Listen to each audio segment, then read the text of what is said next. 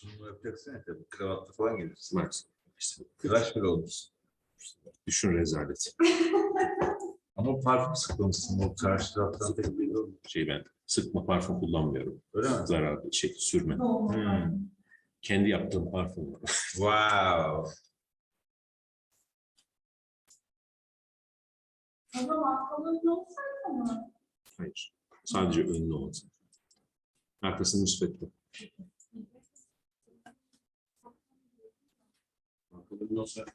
Öğleden sonra sıkma. Siz de söyleyecekleriniz arada söylersiniz varsa bir şey. Güzel olur hocam, benim işime gelir valla. Cem Hoca yüzünde yapalım. Yarısı yırtarsın.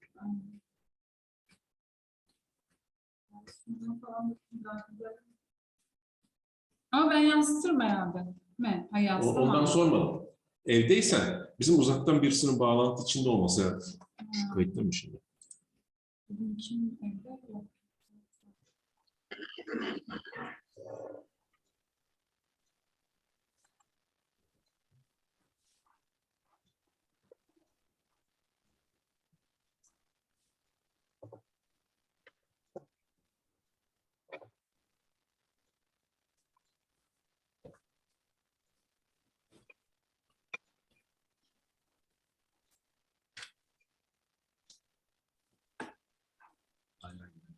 Okay, I think we can start.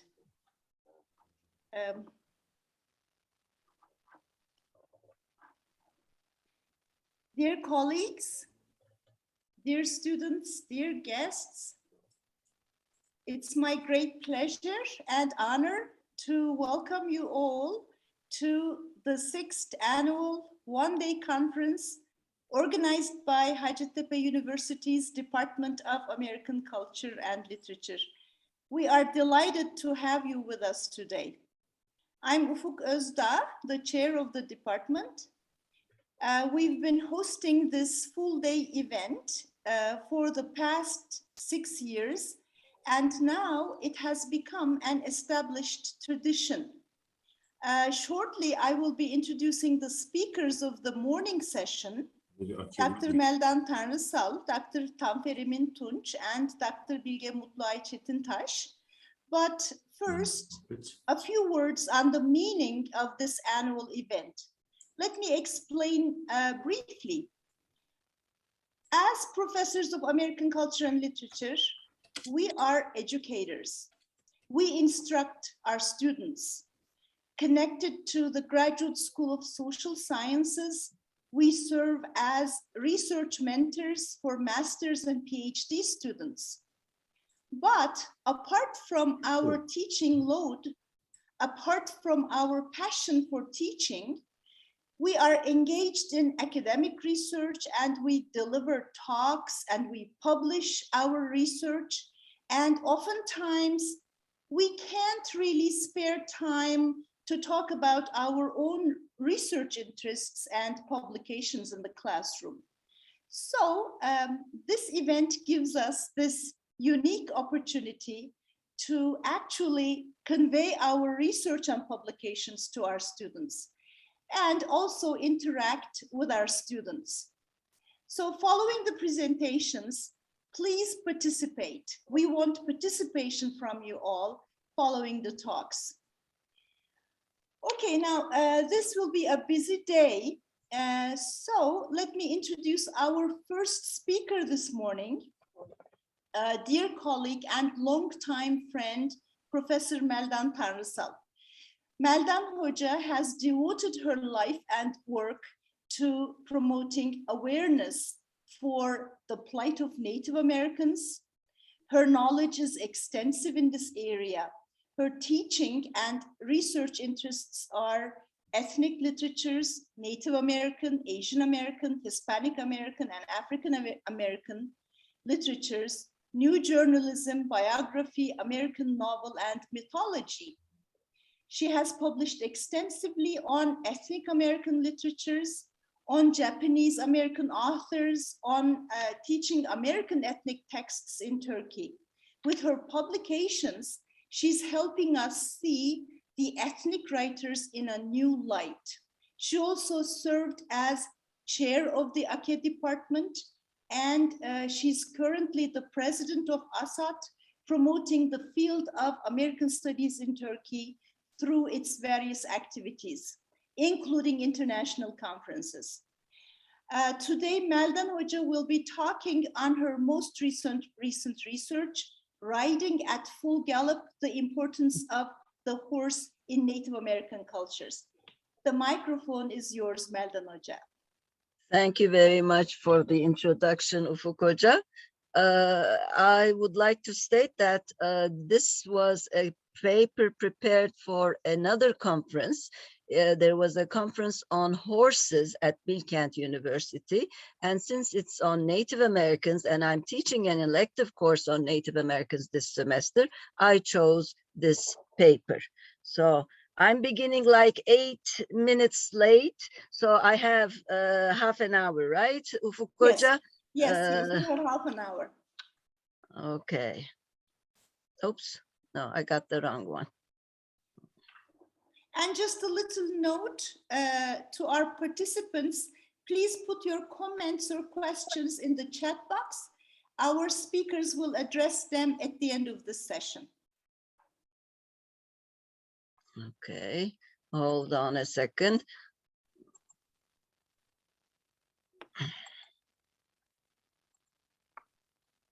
Okay, can you all see it? My screen, full screen? All right. The title of my paper is Riding at Full Gallop, the Importance of the Horse in Native American Cultures. This baby arrived amid a herd of horses, horses of different colors. She arrived amid a herd of horses. You will grow strong like the horses of your past. You will grow strong like the horses of your birth.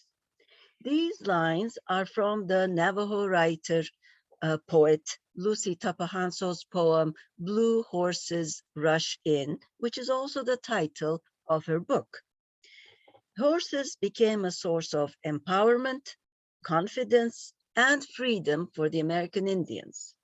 The father of Native American literature, and Scott Momaday, when referring to his people, the Kiowa, he says, they became the centaurs of the spirit.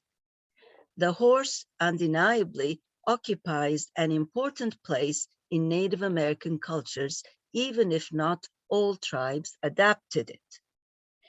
In the introduction to A Song for the Horse Nation, Horses in Native American Cultures, the historian Herman J. Viola writes, quote, America's native peoples have little for which to thank Christopher Columbus except the horse, unquote.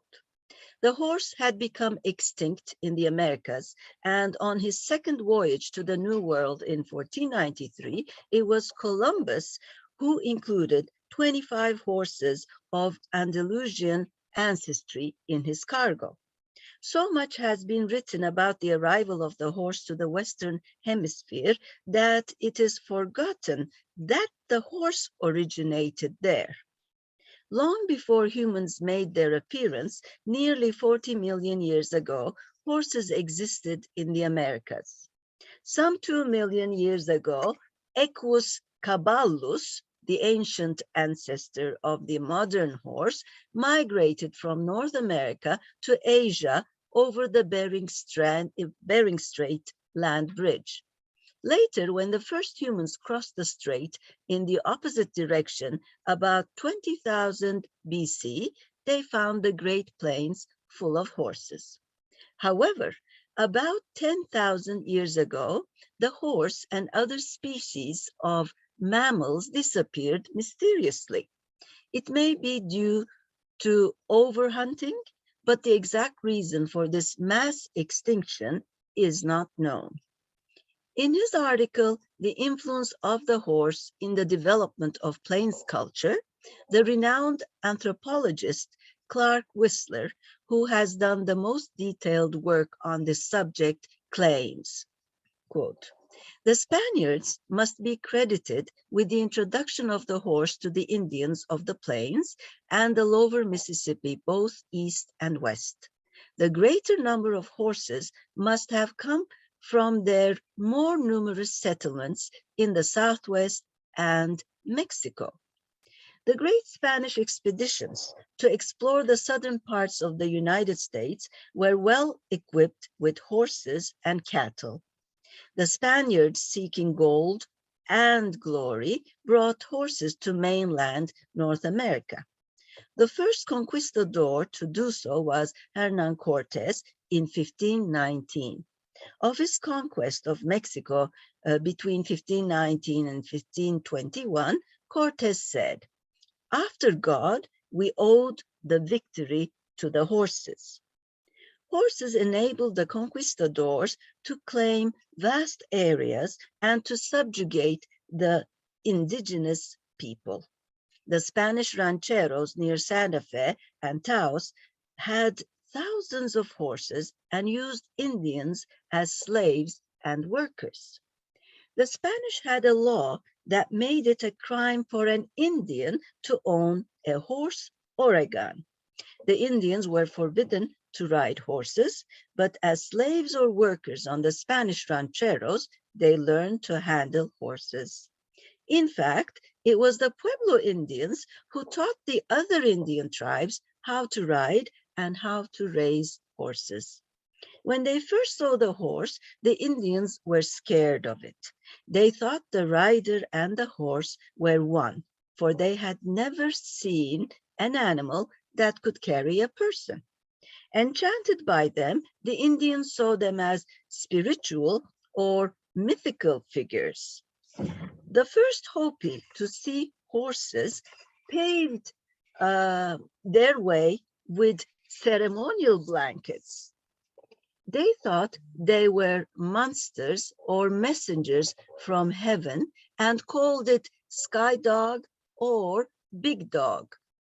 An 18th century account of a Cree's first sight of a horse on the northern plains well illustrates the awe the Indians felt. The old Indian told a white trader of the time when he and other warriors had seen a fallen horse killed by an arrow in a battle. He said, "We all admired him.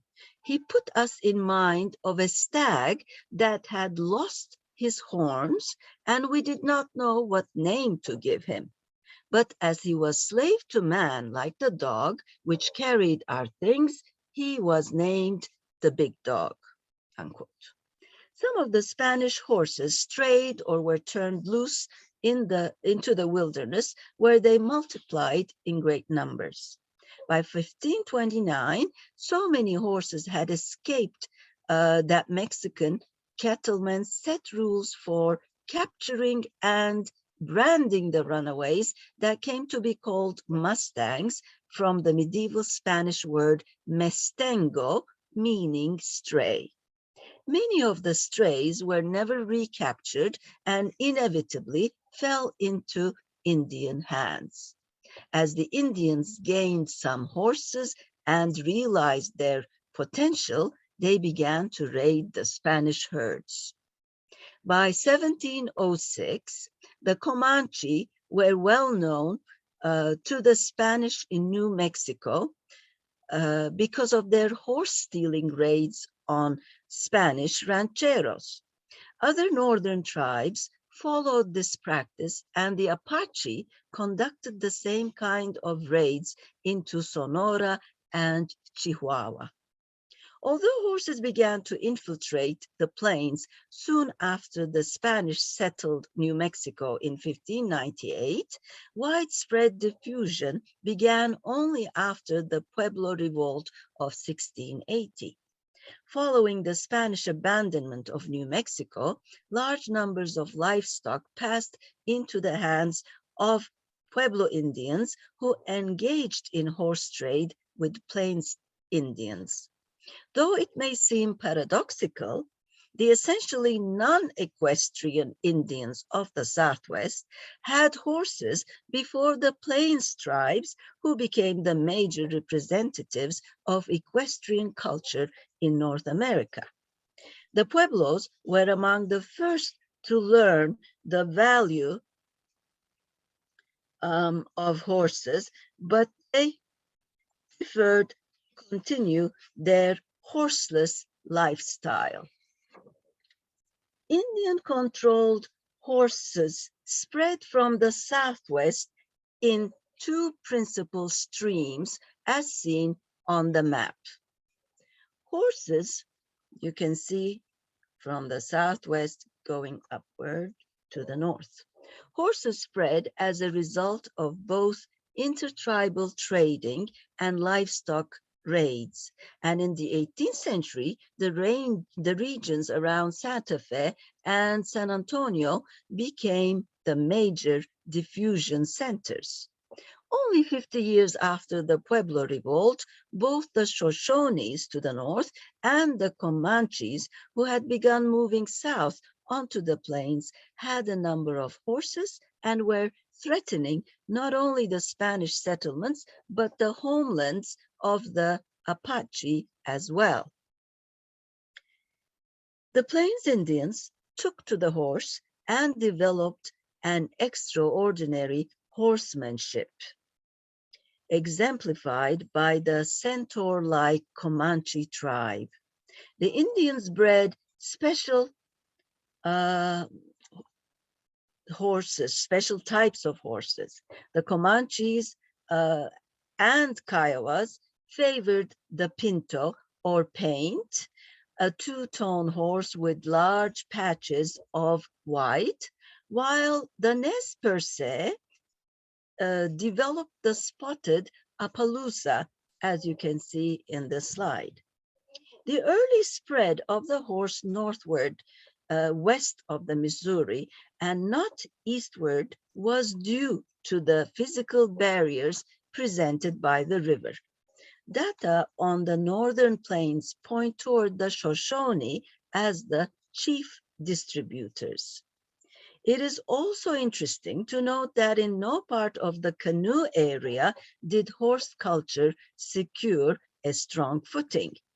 On the other hand, horses introduced in the East Coast were used primarily as work animals, and although they contributed to the agriculture of the region, they did not have half the impact on the peoples and environment as the horses did in the West. It must be remembered that before the early 1700s, Plains Indians depended on dogs in everyday life. Dogs were used extensively for hunting and transporting their belongings, but their abilities were limited. They were no match for buffalo and could be used only for small game hunting.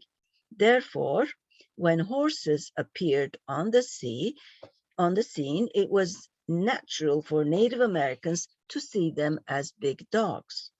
The description was an indicator of the real pragmatic value of the horse. In this slide, you can see an Indian catching a wild horse. Since the Plains Indians followed the buffalo herds for their living, horses revolutionized the Plains Indian way of life. Buffalo could be chased and hunted with great speed, as you can see in these slides. With the acquisition of horses, the natives had more mobility. They could trade and wage war more effectively, as you can see here. During battle, horses provided height, quickness, as well as agility, which gave them the advantage. Horses transformed them into effective warriors. In the tribe, horses that were trained for battle were valuable and were well taken care of. Most warriors kept their horses tied or hobbled close to the lodge at all times. Some could even bring them into the lodge during bad weather, forcing the women and children to sleep elsewhere. A warrior had a special relationship with his horse. This war pony was his companion, best friend, soulmate, and teacher. He was Kola, that is, a friend with whom you could face many encircling enemies.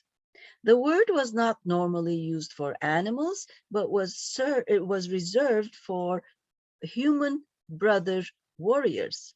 By using kola to describe their relationship to their horses, warriors acknowledged their horses' equal status as brother warrior.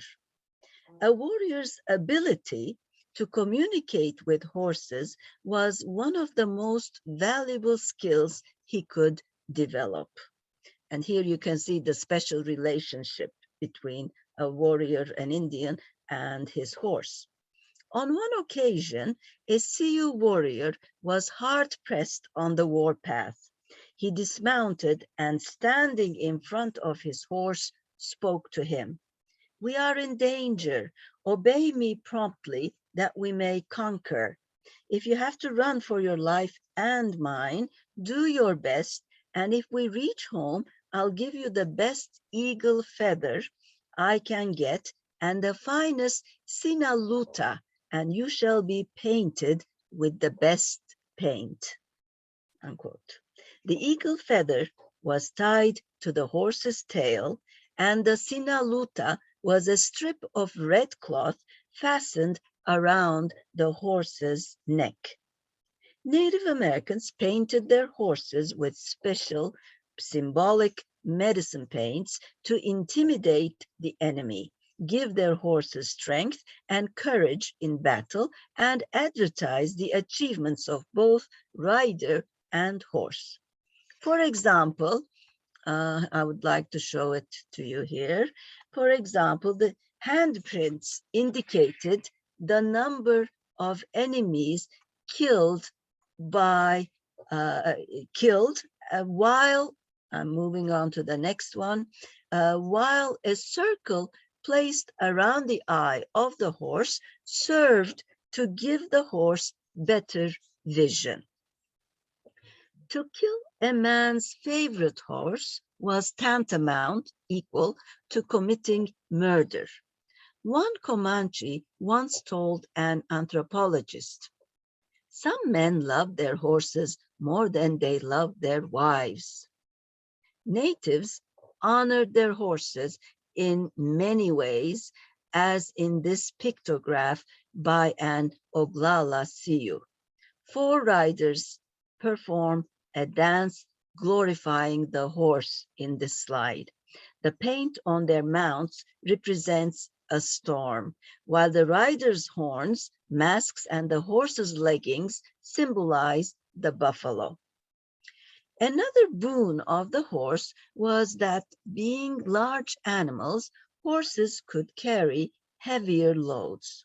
This enabled the natives to have bigger teepees, and they could transport their old and sick whom previously they had to abandon at times. Here you can see a travois. And actually, when there is heavy snow in the east of Turkey and they can't reach certain villages, sometimes the sick are carried in such travois. Here's another one. Horses also relieved women of their burden.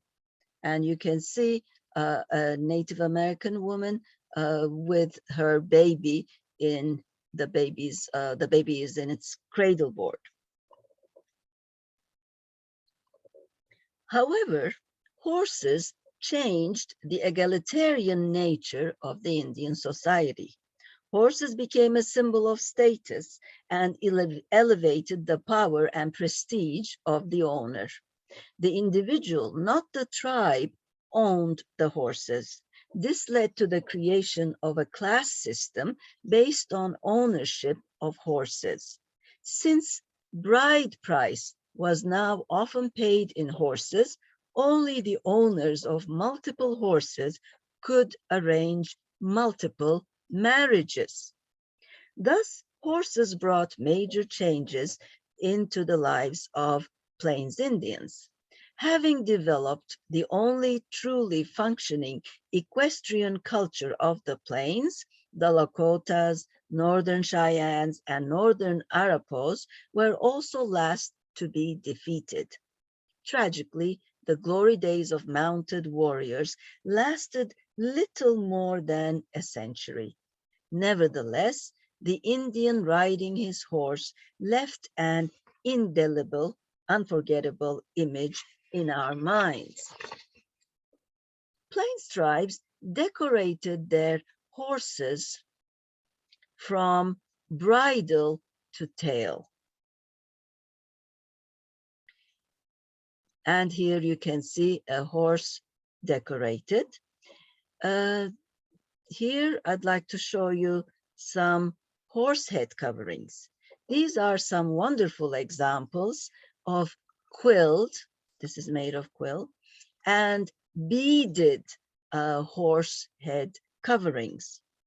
Lakota hoof ornaments and bridles can be seen in this slide.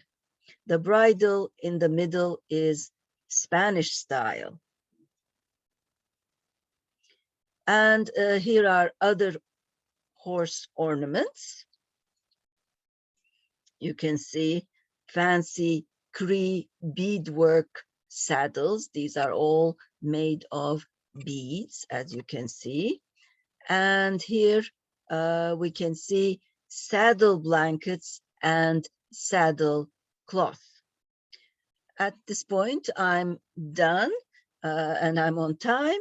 I just want to show you a couple more slides of horse images in everyday life. Again, more saddles here. And here we can see beaded hide coats circa 1910 and 1890. You can see horses, they're decorated with horses. In this slide, you can see beaded leggings and vest, again with beads, decorated with horse designs. Here are beaded bags, circa 1910 and 1915. Here's another bag with a horse design. You can see how lovely it is, made of beads again. Now, in this pictograph, here, this is a Sioux beaded bag, circa 1885, and it tells a story. Now, here's the hero. He has stolen a number of horses and possibly a wife as well. The three black and brown, here they are, pipes indicate that he led a war party on 3 occasions, and the heads represent the enemies he killed. So he did kill a number of people. And in this next slide, you can see Zuni horse fetishes. As you know, the Zuni are Pueblo people, and they live in New Mexico in the Southwest, where the land is very dry. Of course, they try to include rain in all their designs, and they wish for clouds and rain. You know their stories. Here, I'd like to show you some contemporary jewelry with horse designs. Here is a silver bracelet with a horse design, and actually other animals can be seen. Here is a necklace with little horse fetishes, and here are some pendants beautifully carved with inlay, lapis, turquoise, as you can see. In the next slide, you can see a Navajo Dine blanket, circa 1875, and a late 19th century rug. Again, you can see horses, and a Lakota painted drum circa 1860s, and a Western Apache basketry jar circa 1925. Here you can see a Sioux teepee, and you can see all the beautiful designs of horses. Of course, they're made of buffalo hide, and you can see an Indian riding his horse in the background.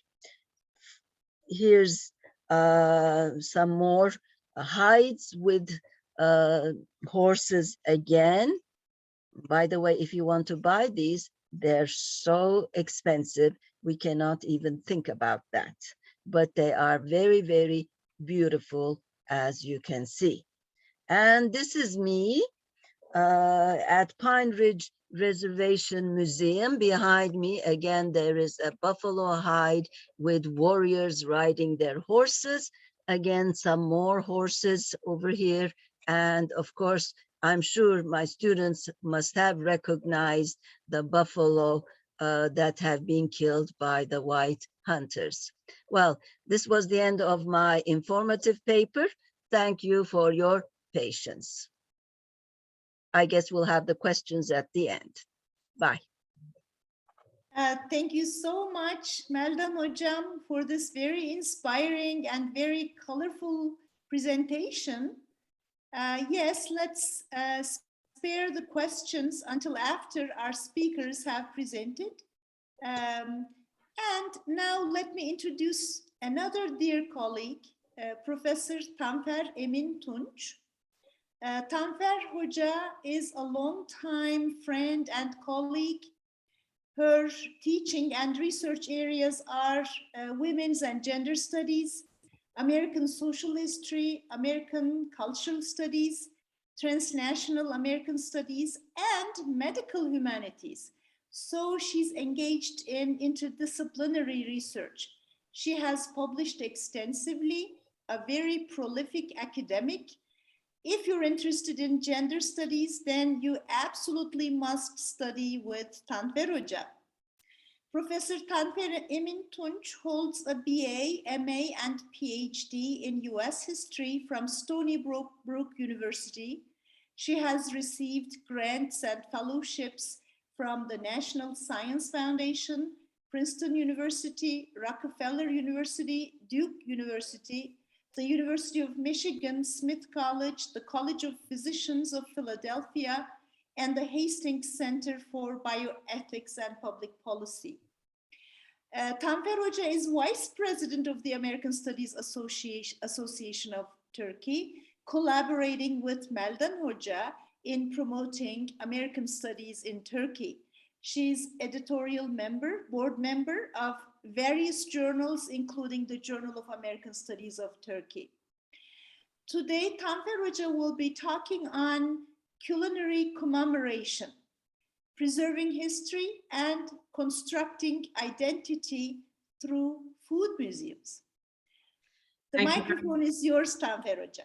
Thank you very much, Ufuk Hoca, for that introduction. So now what I'd like to do is share my screen and my PowerPoint. Let me see, share. Can you all see that? Is it up there? Yes? Okay, great. Thank you very much.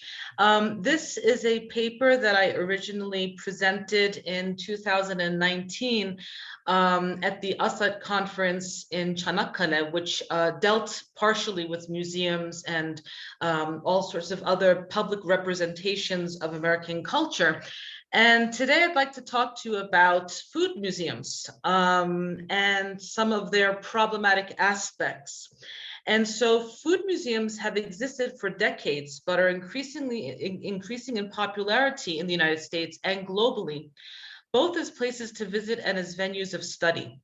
This is connected to the growing food heritage movement, as well as to the expanding interest in the culinary arts through gastrotourism, food writing, food blogs and apps, television shows and channels devoted to food, culinary magazines and cookbooks, the push towards conscious consumption, and the spread of the foodie lifestyle. The mounting awareness of the provenance of American cuisine is also adding to this movement. As Ruth Reichel conveys in Eating Words, a Norton anthology of food writing, the less we cook, the more we read about food, as if we are desperate to reconnect in the only way we can. However, members of the food heritage movement maintain that there is much more at stake than simply reconnecting. They believe that as America severs its ties to the foodways of the past, it loses an irretrievable part of its culinary history and identity. Thus, food heritage movement members maintain that honoring American foodways is a way of preserving, quote, tradition for future generations. As this presentation will argue, in the United States, food museums play a significant role in the preservation of American culinary culture and history by emphasizing the origins of the products consumed, the objects, rituals, and sites of food and drink cultivation, preparation, and presentation, and the places where food is sold and eaten. Food museums encourage direct visitor participation, including tasting and purchasing what is on display, and immersion in American foodways through hands-on activities. However, as this paper will also explore, food museums are problematic in numerous ways, particularly when it comes to constructing and preserving specific kinds of American identities and histories. They have also been accused of commodifying American foodways, commercializing their products, and museumifying objects and individuals by freezing them in time and place, engaging in a historical nostalgia, amnesia, and erasure in the process, especially with respect to race, class, ethnicity, gender, and culture. In the United States, most food museums are traditional brick and mortar establishments, such as the Museum of Food and Drink in Brooklyn, New York. And now I'd like to move along and show you some of these slides. Let's see. Okay, there you go. This is from the Museum of Food and Drink in Brooklyn, New York. And this is also, you can see that this is an exhibit on the Chinese American restaurant. The Culinary Arts Museum in Providence, Rhode Island. And this is actually the image that is on our conference poster, Moody's Diner, which is a replica of a 1950s diner. The Southern Food and Beverage Museum in New Orleans, Louisiana. And so these are some images from that museum in Louisiana.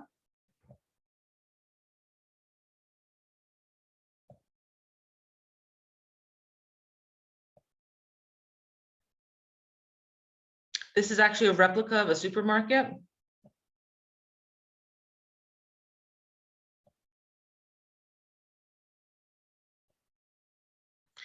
As you can probably gather from these images, all three museums prioritize sensory and participatory experience while documenting the development of American foodways since the pre-colonial era, often with a regional focus.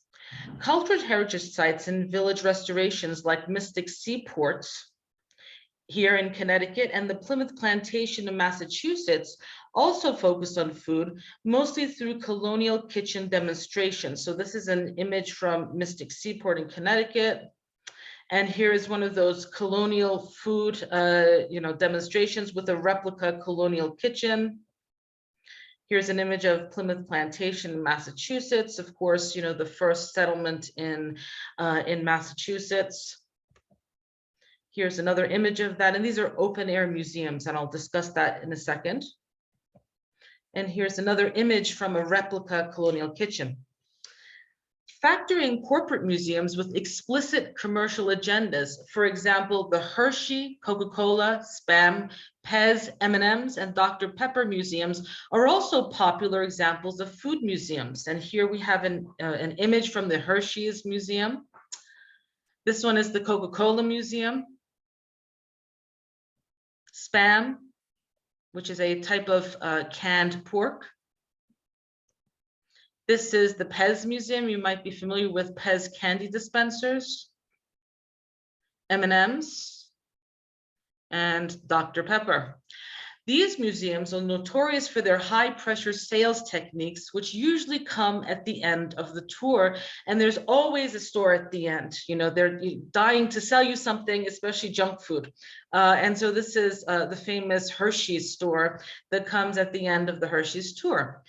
They include distributing free samples and physically guiding visitors into overpriced museum stores where they can purchase an infinite number of products, ranging from food to keychains, postcards, mugs, and toys for children, who are a specific subset of food museum visitors and are often targeted with specialized interactive activities. And so sometimes these museums, as you can see in this slide from the Spam Museum, they have their own sort of like little play areas and products for children, because after all, these are corporate museums, the ones that I just showed you, and they're always trying to make money.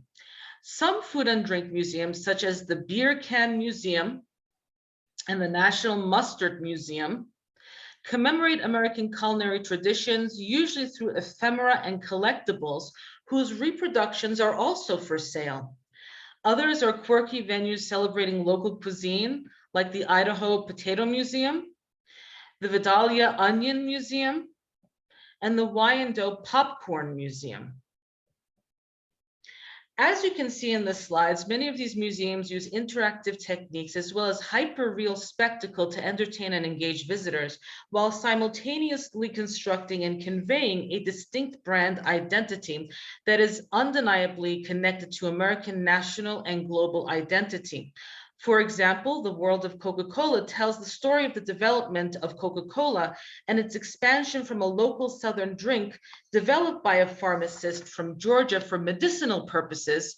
It originally contained a small extract of cocaine, for those who don't know, hence the name Coca. That is where Coca comes from, cocaine. So it was originally, quote, medicine. That's no longer in there. Of course, there's no cocaine in Coca-Cola today. To what many would call a symbol of American cultural imperialism. The brand was involved in soft power politics during the world wars, the Cold War, and the globalization of American culture, much like Hershey's chocolate, through Hershey's, although Hershey's glosses over these political connections through its use of vintage and retro signage in its museum. While the Idaho Potato Museum is not a corporate museum, but rather one that promotes a state product, its approach resembles those found in corporate museums. The Idaho Potato Museum not only recounts the history of the potato, its New World origins, and its role in the Columbian Exchange, but also explains the history of the potato industry, its relationship to fast food, and production and manufacturing techniques. Tour participants can also round out the experience by purchasing French fries, baked potatoes, and potato chips made with Idaho potatoes. Over the past few decades, venues where food is or was produced or consumed, such as ranches, dairies, diners, taverns, inns, plantations, and farms, have also been transformed into food museums. The opening of the kitchen as an area of interpretation in historic homes has allowed the depiction of the various classes of people who served or occupied these homes to be exposed. This includes indentured servants, as in the case of colonial Williamsburg in Virginia, and here's a depiction of some indentured servants in a colonial kitchen, or slaves, as in the case of Gamble Plantation in Florida. However, critics have noted that plantation museums often erase the violence and exploitation of slavery by transforming bondspeople into contented servants and plantation mistresses into benevolent mothers, thereby perpetuating the romantic paternalism of masters. In this image, for instance, I mean, this woman is a slave, yet look at how she's dressed, right? I mean, so obviously they are downplaying, the material violence of slavery by dressing her up in probably clothing that a plantation mistress herself would have worn in the 19th century. So obviously there's a very clear erasure that is going on here. These plantation museums also tend to emphasize the bountiful foodways of the big house, which relied on the forced labor of African Americans, while de-emphasizing the deprivation of life in the slave quarters. So while the plantation masters were eating away, the slaves were often malnourished. That is almost always erased from these food museum tours. Moreover, they often reify stereotypes, especially of people of color, through costuming, the use of dialect, and a disconnection with the present. Another type of museum that focuses on food, the open-air agricultural museum, usually examines the crops and ecosystems of a region, rural life, agricultural techniques, tools, and foodways. While inanimate exhibits of implements, cookware, and explanatory materials are common, many, like Iowa's Living History Farm, also evoke the past through living exhibits, including the revival of heirloom crops and allowing visitors to engage in the actual harvesting and processing of foods. Exhibits within larger museums, such as Julia Child's Kitchen at the Smithsonian's National Museum of American History, which we see here, also fall into the genre of food museums. When it opened in 2001, the exhibit was intended to be temporary. However, it quickly became a shrine to the celebrity chef and has remained open ever since. While this is certainly a testament to Child, the cookbook author and TV personality whose home kitchen was the setting of her show, The French Chef, the exhibit's popularity is also connected to the success of Julie Powell's 2005 books, Julie and Julia, which in 2009, Nora Ephron adapted into a film starring Meryl Streep and Amy Adams. Los Angeles's Getty Center, on the other hand, not only curates exhibits solely based on food, but in 2015 and 16, it also housed the Getty Salad Garden, which you see right here, an edible artistic installation of organic heirloom vegetables and greens for visitors to sample, thereby bringing museum engagement to a whole new level. You can actually eat the museum here. Food museums can also be virtual, taking advantage of the limitless time and space that the internet offers. Open 24 hours a day, online food museums allow visitors to create a personal experience through text and multimedia offerings. However, while the depth of material on a website can be greater than that presented in a physical space, the drawback is that the perspective of an image is clearly restricted. Nevertheless, virtual museums have devised creative, interactive ways to offset this problem. The World Carrot Museum, for example, is housed in a virtual building, and visitors can walk in and out of its rooms, which contain 360-degree exhibits, three-dimensional galleries, and rotatable objects. Other virtual museums, such as the New York Food Museum, supplement their online offerings with live events and festivals. Food museums are preservers of the culinary past, active producers of culinary culture in the present, and experimental and creative laboratories for the culinary future. Food museums can invite local audiences to learn about sustainability while cooking an early 19th century recipe for macaroni and cheese in a historic kitchen. Chefs are frequently inspired by historical artifacts and recipes and often take active roles in displays. Moreover, food museums can also function as political agents, especially in the realms of food consumption and activism, because they often explore contemporary issues such as the slow food movement, food security, food justice, locavorism, local adaptation of global cuisines as responses to globalization, and the culinary impact of immigrant and ethnic groups. Nevertheless, food museums have been accused of commodifying American foodways, commercializing their products, and museumifying objects and individuals by freezing them in time and place, engaging in historical nostalgia, amnesia, and erasure in the process, especially with respect to race, class, ethnicity, gender, and culture. The ways in which a museum presents or frames its material to the public have often been targets of scrutiny. Museums preserve, present, and interpret artifacts for public consumption, which is always a subjective process. What is chosen for preservation and what is not, how objects are displayed, and which identities are included as part of American food narratives are always accompanied by embedded biases and sometimes outright agendas. No matter how straightforward a presentation may be, it reflects a point of view that invariably involves manipulating the viewer's perspective. Adding sounds, tastes, smells, and textures evokes specific moods, and all are framing devices that are used during the sampling phase at the end of corporate food museum tours, for example. Decades later, I still remember the pretzels we were given at the end of a pretzel factory tour in Lancaster, Pennsylvania, that I took as a child, and the free beer that accompanied the Miller and Budweiser tours I took as an adult in Milwaukee, Wisconsin. Such samples are meant to evoke nostalgia and emotion by drawing on the senses, but are also strategic marketing tools that can create instant customers. Even something as basic as the cabinetry in which objects are presented and the text and wall color that accompany an object on display are all part of how a museum interprets and relays its story, and how it creates a myth with a message through framing and staging. Which artifacts are exposed and which are surrounded by glass also makes a statement such as "this is accessible" or "this is important and must be protected."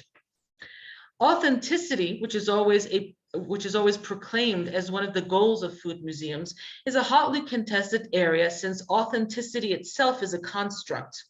Determining what is authentic is close to impossible and thus unattainable in the museum context, yet visitors always seem to expect it. Exhibits by nature cannot be authentic.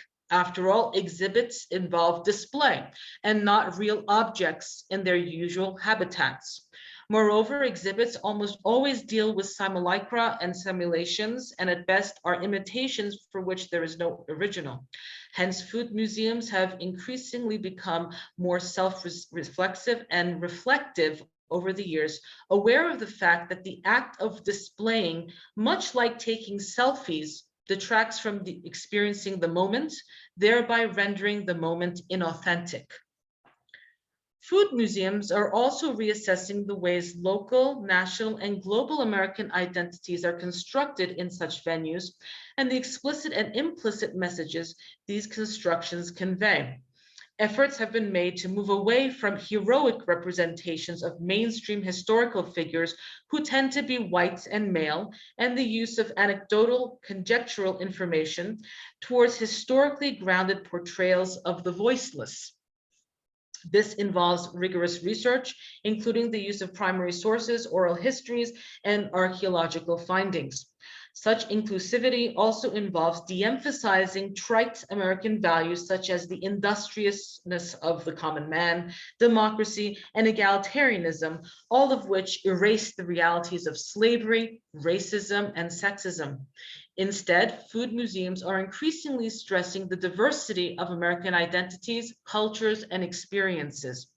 Rather than displaying food-related objects in isolation, they are now being depicted in context, in other words, in use, thereby allowing the introduction of individuals who have been ignored in the historical record, as well as other elements such as livestock, gardens, and gardeners, to illustrate the multiple phases of food production and consumption.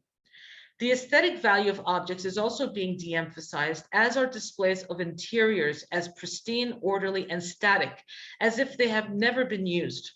Interpreters are now on hand at sites to answer questions and provide specific information. Moreover, the recreation of culinary detail and exact methodologies through live demonstrations, such as the baking of bread on open hearths, which visitors can then sample, have also become widespread. Most food museums are engaged in a concerted effort to remove all traces of nostalgia and amnesia, and in the process are becoming more technological and interactive. Take, for example, 3D food printing, which you can see here. This object is being printed from Philadelphia cream cheese. At the Museum of Design in Atlanta, 3D objects such as paintings and sculptures are printed out of edible substances such as cream cheese and jam, and visitors are invited to eat them. This interactive activity introduces audiences to edible 3D printed objects as well as to museum objects themselves. Another area that is also gathering interest in the United States are food museums that depict the foodways of immigrants, ethnic groups, and minorities, while emphasizing the fact that America's cuisines are constantly shifting and reforming. In other words, the reality that the United States is a hybrid nation has never had a single, quote, authentic cuisine, and that American food is actually a fusion of an infinite number of foodways. food at national parks and botanical gardens, and the study of museum gardeners and gardens in museums are also becoming popular areas of research, as is the depiction of food in artwork and food as an artistic medium. For example, painting and sculpting historical and cultural images with food. And here is a picture of an artistic work of Rosie O'Donnell, the American comedian and talk show host. And you can see that she was made out of all sorts of sweets and cakes, etc. And here are some more of these historical sculptures and cultural images. Other innovative unfolding trends include revisiting historic food experiences at museums, like performing updated versions of famous meals such as the Last Supper, and notice Gordon Ramsay's Jesus here. And so he's surrounded by all of these other famous chefs. And experimental eating in museum restaurants through mimetic cuisine, which makes the inedible edible. And so this is an ashtray of cigarette butts and ashes that you can actually eat if you want, or the familiar unfamiliar. And so, they've basically taken beets here and they've sort of extracted it from the ground, making it unfamiliar in a bowl. Taken from its natural habitat. Here is a rotting tangerine. Again, all of this is edible. And displayed in these food museums. And here is a very interesting case of atmospheric food or smog meringues. What they did here is that they took some samples of smog from the environment in Atlanta, from the air in Atlanta, and they condensed it and then used that, the smog particles to make these meringues. We breathe in smog, but who would want to eat smog meringues? That's the point that is being made here. So such multisensorial experiences will undoubtedly serve as the framework for food museums and the questioning of food museums in the years to come. Thank you.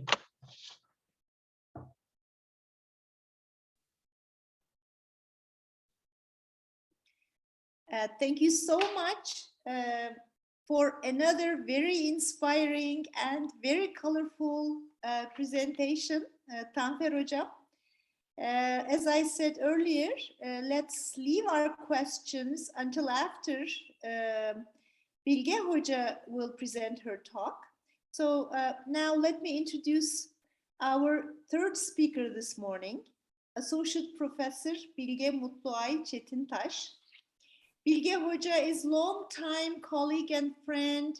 As a matter of fact, for the past 3 decades, we both joined the AKE department on the same year.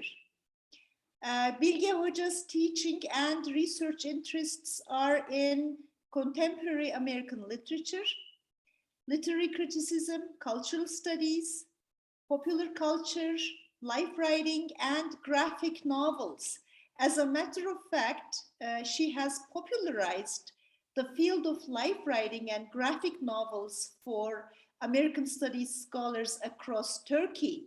So if you're interested in these fields, you must make plans to study with Bilge Hoca. She has supervised many dissertations in these areas. Dr. Bilge Mutluay Çetintaş holds a BA and MA in English Language and Literature, BA from Hacettepe University and MA from University of Maryland, College Park. And she holds a PhD in American Culture and Literature from Hacettepe University.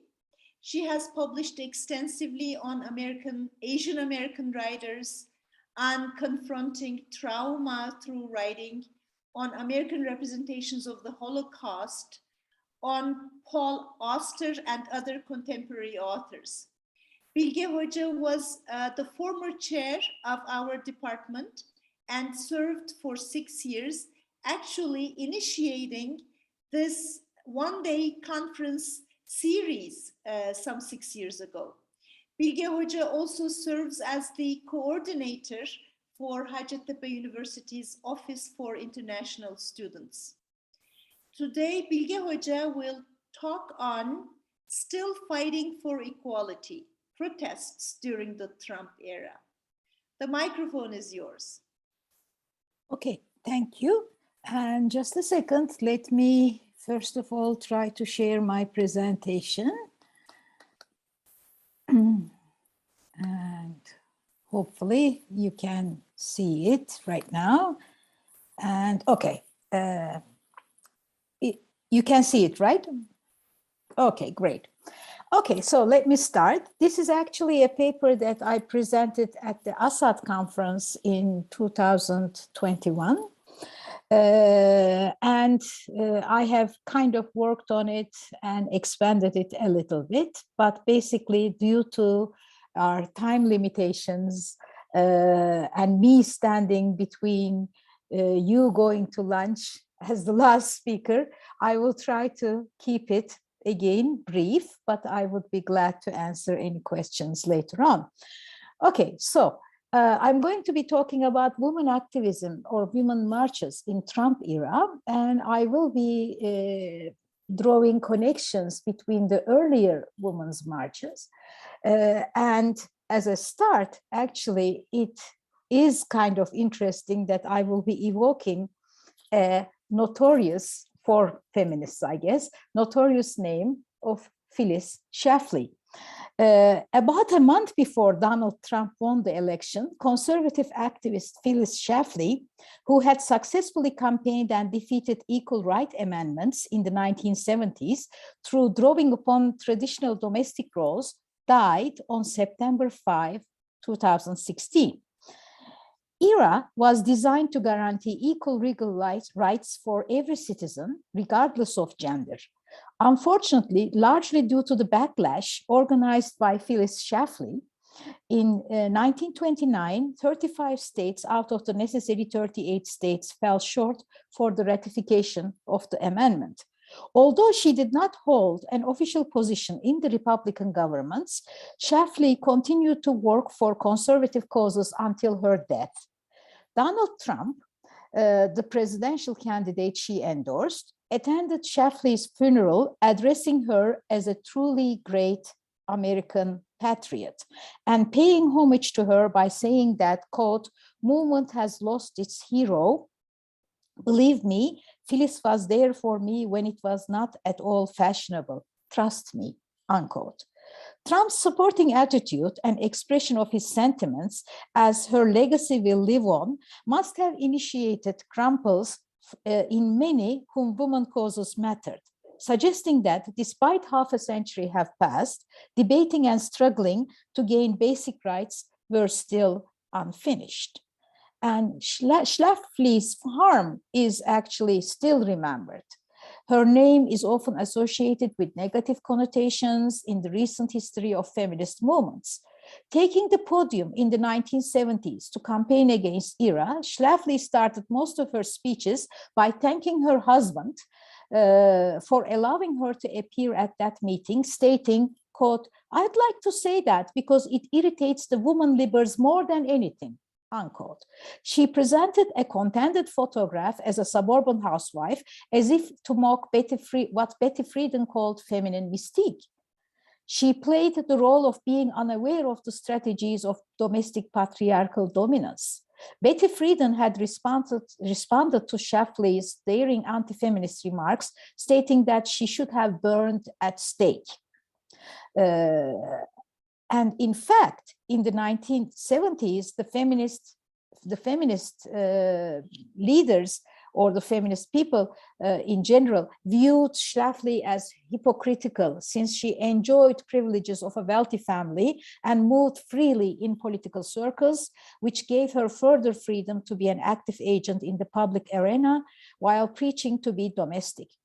Schlafly's active political campaigning through newsletters, meetings, gatherings, as well as her insistence in pursuing a law degree later in life actually proved that she was performing domesticity rather than living such a life. This book that she wrote is her last book, was actually published a day after her death. The book that she endorses Trump and his policies. As the 45th president of the United States, Donald Trump's presidency from January 20, 2017, to January 20, 2021 was marked with women's marches coupled with other forms of online activism, which were as striking and as enthusiastic as the ones in the 1970s.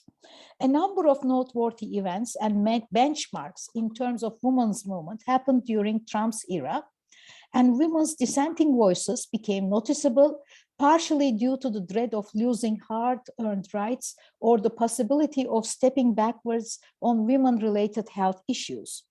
Phyllis Schlafly's death was not indicative of ending of an era, just the opposite, as Trump had already voiced. It was the beginning of a similar ideology, which once again required creative activism in the light of what was already lived and learned.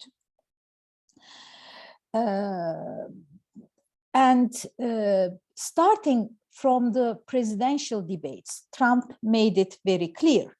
As you remember, Trump's opponent was Hillary Clinton, a woman. And during the presidential debates, at one point, he called Hillary Clinton nasty woman upon her remarks. And this was happening in front of the media. So it wasn't like done in closed circles. He was just openly stating his remarks about a woman who was a presidential candidate as being nasty. During the debates, Hillary Clinton kept referring to Trump's backward thinking, especially women's issues, on several occasions. And you see one of the quotes right up there when Donald Trump says, "Let's make America great again." That is the quote for "Let's take America backwards." Hillary Clinton was the first official woman presidential candidate, despite gaining the popular vote, she lost the electoral votes, much to the dismay of her woman supporter. Her loss meant more than just losing an election, since this also displayed a dissemination of popular conservative ideology. And as you see from one of the critics' remarks about Clinton losing the election, was in 1916, the election wasn't just a loss for Clinton, it was a loss for feminism. Yet, Trump's negative rhetoric motivated women to start rallying for their rights right after he took the office. Women realized that if they were going to voice their grievances, it was necessary to take action immediately and mobilize large public gatherings to include most disenfranchised and alienated groups. Digital technologies, and especially social media, proved to be a fertile ground to initiate and achieve the scale and kind of action needed. Trump's conservative stance led to one of the largest single-day protests beginning on January 21, 2017, just 2 days after he took office. Women might have been concerned with his sexist language and anxious that their rights would be revoked, but they were also united and determined to face the challenge. The goal of the march was to advocate legislations and policies not only for women's rights, but also on immigration, disability, environment, LGBTQ, EI, and other issues of concern. The demand for rights were expanded to include unprivileged groups and neglected issues. The protesters felt that the new administration had fell short in addressing social justice and human rights, and they wanted to have their voices heard on the very first day of Trump's office.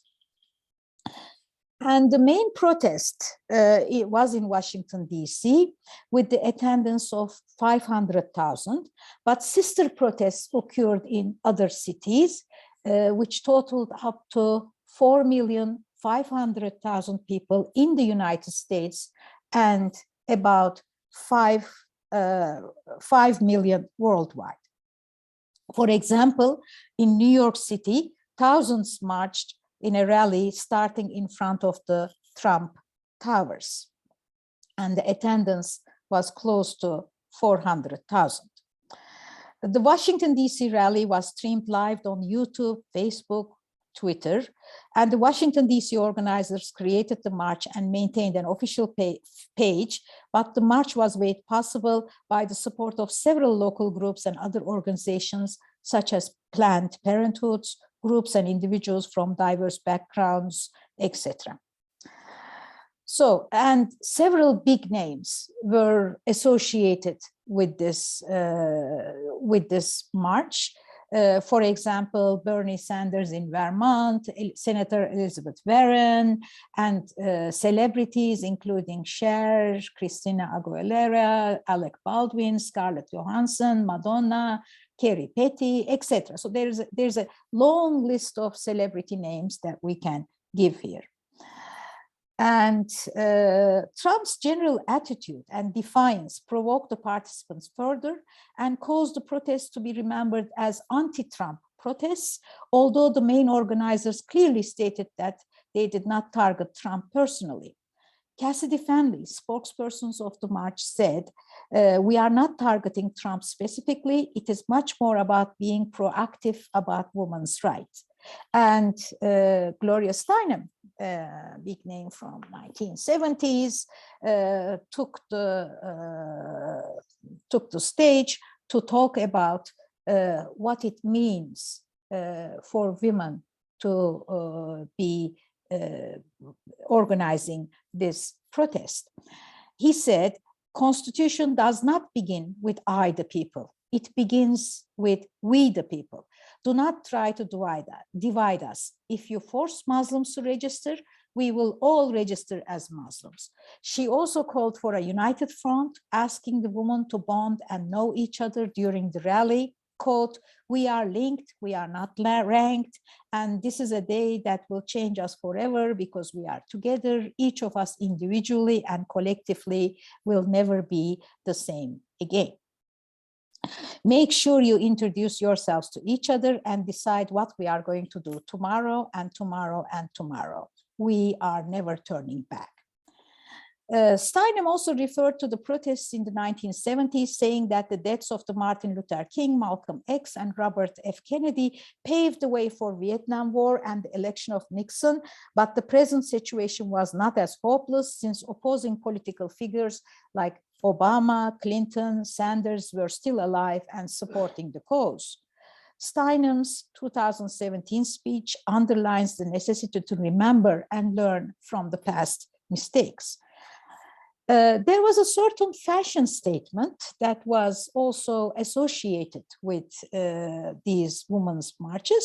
The women protesters wore handcrafted pink hats with corners resembling cat ears, called pussy hats, to represent their solidarity.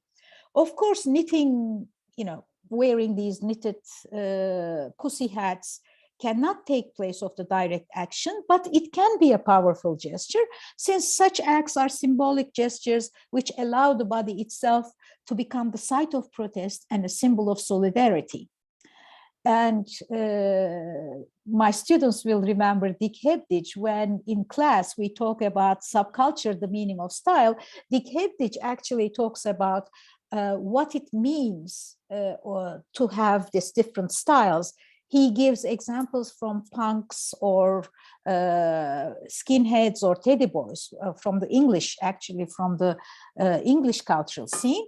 But basically, he says that these styles initially are used to resist the dominant culture, although later on the culture may reappropriate and recuperate these contradictory styles as commodities. Also, these kinds of crochet, doing something with your own hands and wearing it as a form of protest could also be called as culture jamming. Culture jamming can be described as a genre which critiques popular mainstream culture, particular corporate capitalism, consumerism, and commercialism. Here, media artists and activists appropriate and repurpose elements from popular culture to make works with an ironic and subversive point. There's a story behind this Pussy Hat project. it was related to two women, and one couldn't attend to the marches, so the other wanted to have a piece of her. So anyway, it has, I will just skip that. That's it's kind of a long story, interesting, but a long story. And of course, the word pussy hats really comes from Trump's offensive words against a certain woman part, as you know, because before he was even a candidate, he said, and this is well documented and recorded, quote, "You can do anything, grab them by the pussy, you can do anything." This is actually his misogynist words against women. And what he is doing is he is showing his entitlement to other people's, other women's, other women's bodies as well. So pussy hats became an iconized item during the women's marches, although it lasted for a short while, it became part of that certain culture. And let me move, also another maybe important element was Shepard Fairey's We the People series. And here you see a Muslim woman, an African-American woman, and a Latina woman. And you may recognize the style. Shepard Fairey is actually the graphic artist that promoted Hope series for Barack Obama's presidency. He actually started these series as a response to Trump policies. And what they did was they raised money through Kickstarter funds so that they could give a full-scale ads to Washington Post or New York Times, and mostly Washington Post actually. And as a result, if you wanted to carry these posters in these protests, what you would do is you would buy the newspaper and you could just hold the newspaper because it was published in a full newspaper size page, so you could carry them around. Okay, there were actually many banners, and you see a number of them over here. For example, nasty woman banners were carried, keep your laws out of my drawers, make America kind again, our bodies are power, the future is still female. I'm not reading all of them, you can see them over here. And let me just show you a few of them.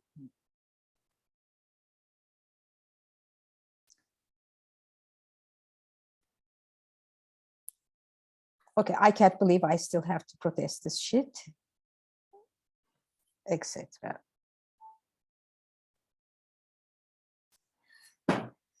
Another similarity to the marches of the 1970s was the role of musical compositions. Together, during the 1960s civil rights movements and again, Vietnam War protests, music was used creatively, and music acquired a social role. And in here, that was kind of remembered again. Resistant lyrics of civil rights era, such as "We shall overcome," "We shall not be moved," were included in these solitary gatherings. This tradition was also picked up in the Women's March in San Francisco, for example. Activist musician John Baez sang "We shall not be moved" in Spanish to include those who were marginalized by Trump's statement. Rocky Mountain Mike, for example, rewarded Mr. Tambourine Man, which is a song by Bob Dylan, as you may know, to Mr. Tangerine Man. So what he did was he changed the song to Mr. Tangerine Man. And speaking from the view of a racist narrator who supports Trump, the narrator exclaims, "Hey, Mr. Tangerine Man, build a wall for me. I am not that bright. I don't know what you are going to do. Hey, Mr. Tangerine Man, keep Muslims away from me," etc., etc. So that was one of them. But another one was actually created by Connie Lim, AKA Milk, which went viral on social media, was the music called Quiet. And you see the lyrics here, talking about a woman that will not keep quiet. Another musical piece that became an unofficial anthem at the same time was Fiona Apple's Tiny Hands, which was also released a few days before Women's March. The song refers to Trump's earlier remarks of grabbing women's body parts and says, "We don't want your hands anywhere near our underpants." So this became sort of like a chant. They kept on repeating, "We don't want your hands anywhere near our underpants." So despite the creative use of social media and everything else, the women's march also posted a resolution, 10 actions for the first 100 days, partially because it attracted more crowds. Trump was baffled, in a sense, through these marches. First, he kept on tweeting, as you know, as you remember. He kept on tweeting like, why are these people moving, why marching, etc. But then he sort of said, okay, they have the right to march.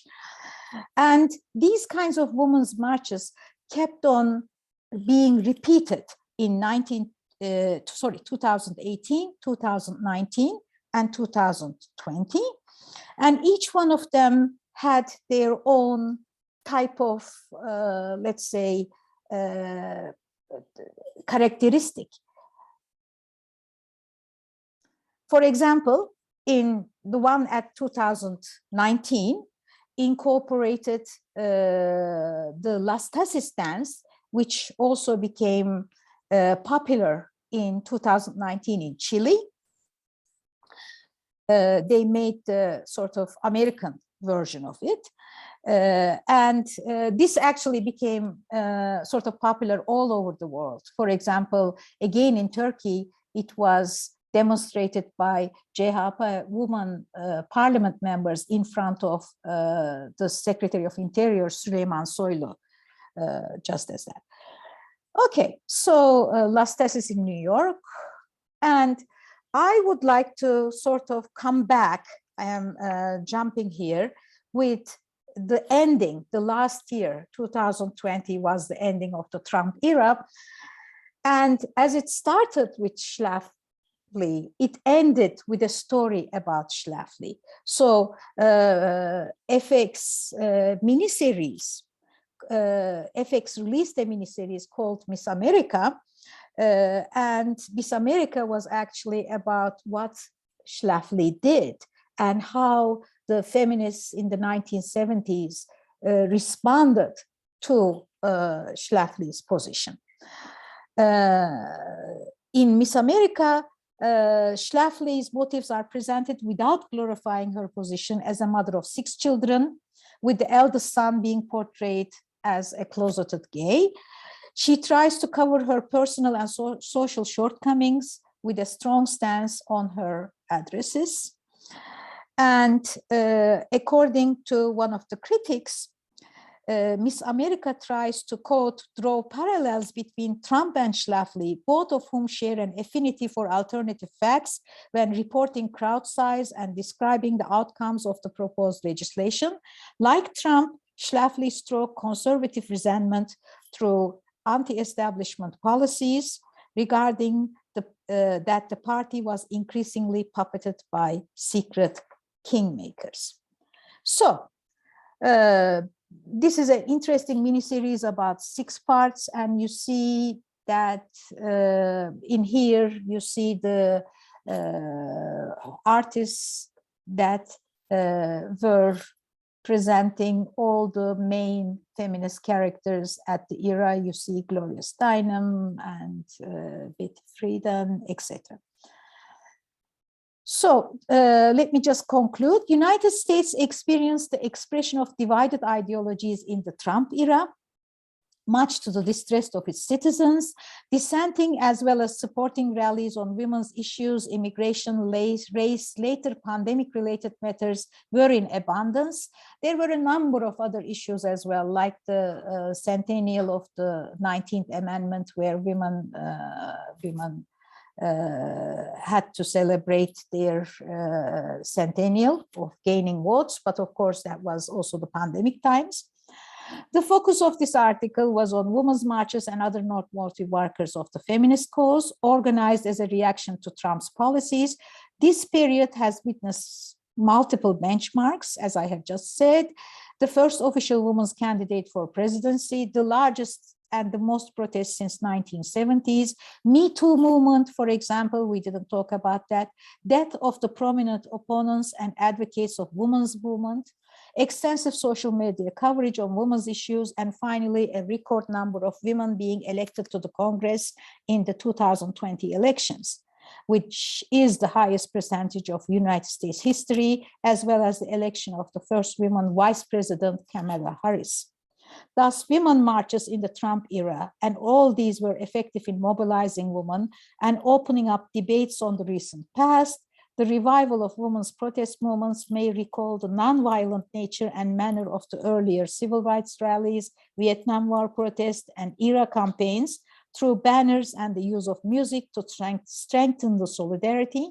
Yet, the use of social media and digital communication tools in spreading the news and organizing activities have redefined the borders of grassroots activism in the present.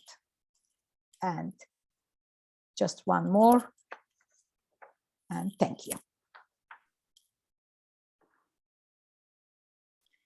Thank you, Bilge Hoca, for another very inspiring and colorful presentation.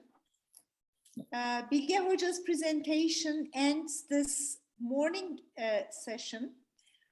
This morning we listened to Meldan Hoca on the important place that the horses occupy in Native American life and culture.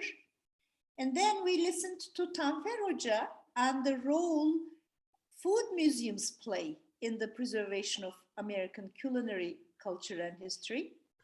And then we listened to Bilge Hoca on the women's marches and noteworthy markers of the Trump era. Now, one disadvantage of virtual conferences is the moderator cannot say, let's all give a big round of applause for our speakers, but maybe I can ask Cem Hoca, he's our tech master this morning, to take a few photos, right, Cem Hoca?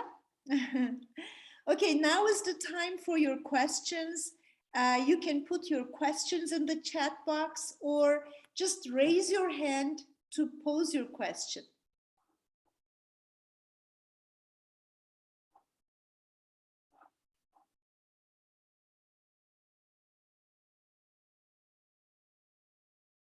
Okay, I've just seen Ismail Can Demir and then Maria Doğan.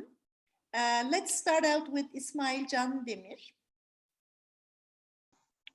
Okay, thank you. And thank you very much for all the presentations. Actually, they were all very informative and very fun and eye-opening at times. My question is for the first presentation to Meldan Hoca.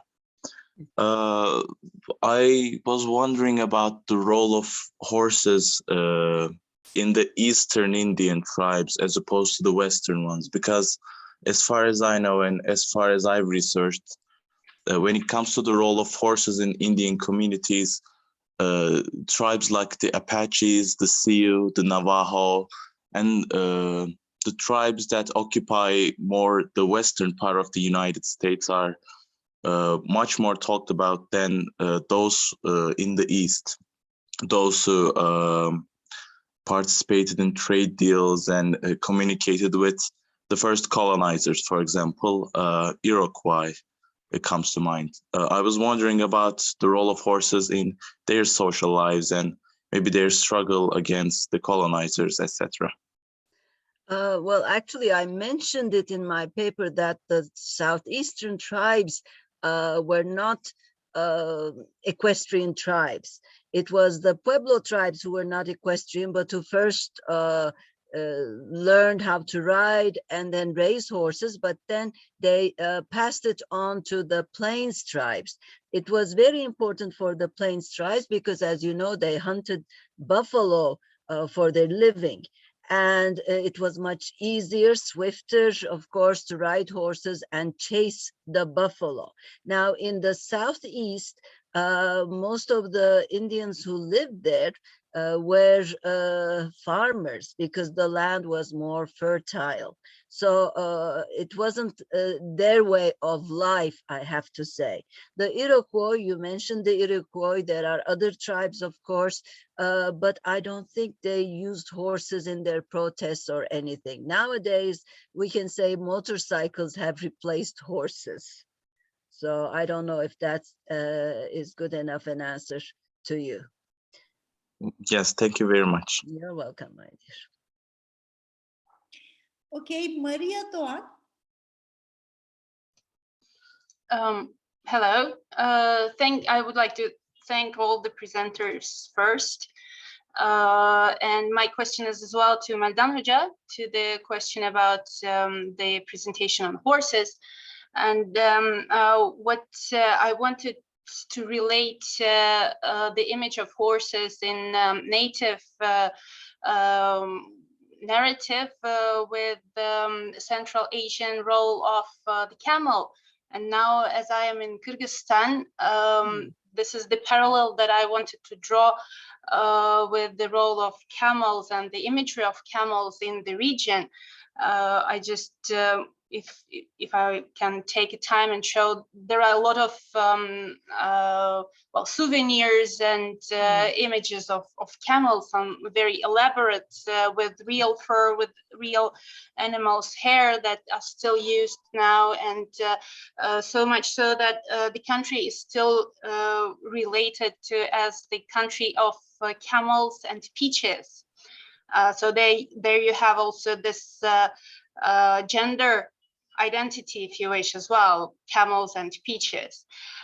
So my question is, can you elaborate possibly on the symbolic importance of horse in native texts? What comes to my mind is later parallel between wild Mustang and the European types of horses that was popularized later in some of Disney films as well. But can you give maybe other meanings and other examples about the imagery of horses? Of course, a horse is a big animal and it signifies strength, just like the bear. Actually, I should also state that the horse is not the sole animal that is important to Native Americans, although they can't use bears, of course, to chase animals or to as any sort of aid. But there are other symbolic animals as well. The horse, of course, being a huge animal, and after all, it was easy to tame it for them. It was very helpful, and I think that's why it became so important in their culture, and it gained symbolic value because of that. But not all tribes were engaged, let's say, in the symbolic value of horses. For example, the Northwestern tribes, the canoe tribes, let's say, they maintained their living by fishing. So the horse did not mean much to them. Therefore, it's difficult to make such a generalization, but there are certain tribes, of course, like the Navajo. To them, the Apache in the Southwest, again, it was important because they raided the fields of the Pueblo people, riding horses. So I read a section from the poem by Lucy Tapahanso. It gave them power. Anything that gives you power is important. Just like the eagle, for example, again, that comes to my mind. So maybe more research should be done on this. Okay, is that okay, Maria? I don't want to take everybody's time. No, thank you, thank you, thank you. Can also had a question to Bilge Hoca, I think, right, Can? I have questions for both of Oh. Yeah, actually, Meldan Hocam, he first has a question to you at the I just realized I didn't see the question. Yes. the text box, the chat box. Okay, let me read. Then, thank you for your speech. You mentioned that horses gave natives mobility in terms of trade and war, and their advancement was enabled by these horses.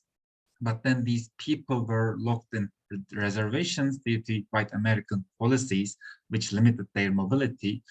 What kind of consequences could be observed in native condition after such change in their lifestyle? How were they damaged? Well, I think you know the answer yourself. We've been studying it throughout these years. What has become of the Indians? Because their way of life was changed completely. They were pushed into reservations. Their lands were taken from them.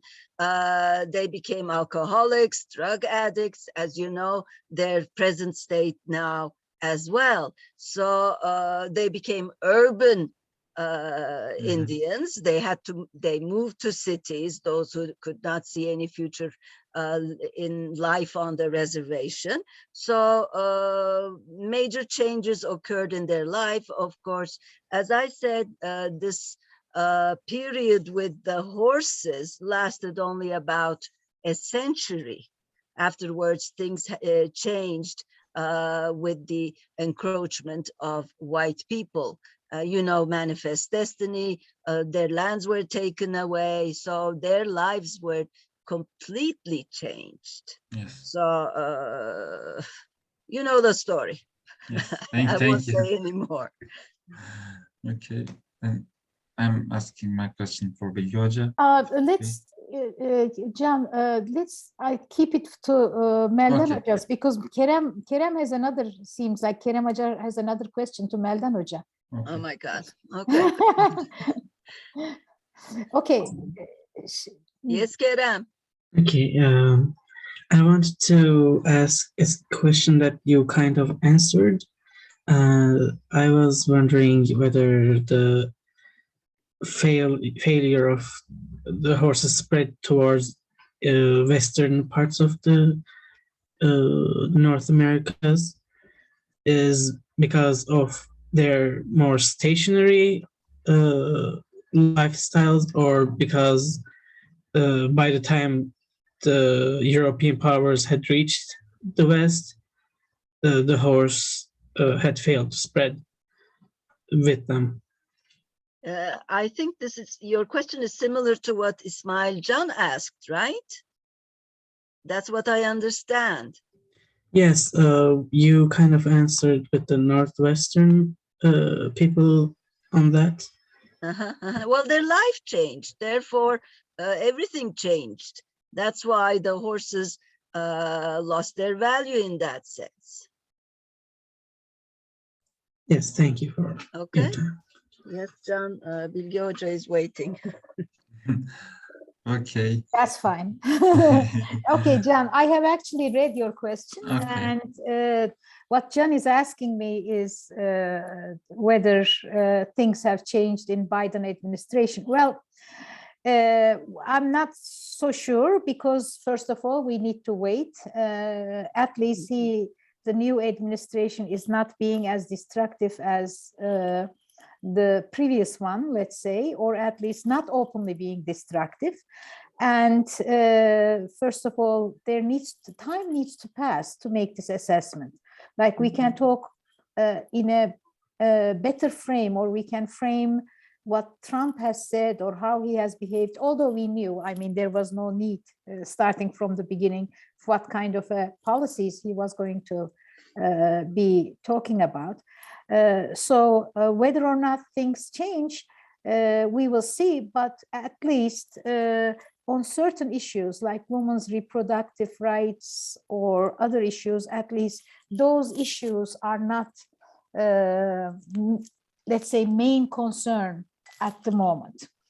And of course, you know, it is hard for this administration because there are other things, like everywhere in the world, there are other issues to be solved. As you know now, I mean, it was the pandemic, now it's the Russian-Ukrainian war, you know, all kinds of other issues are being pushed into the forefront.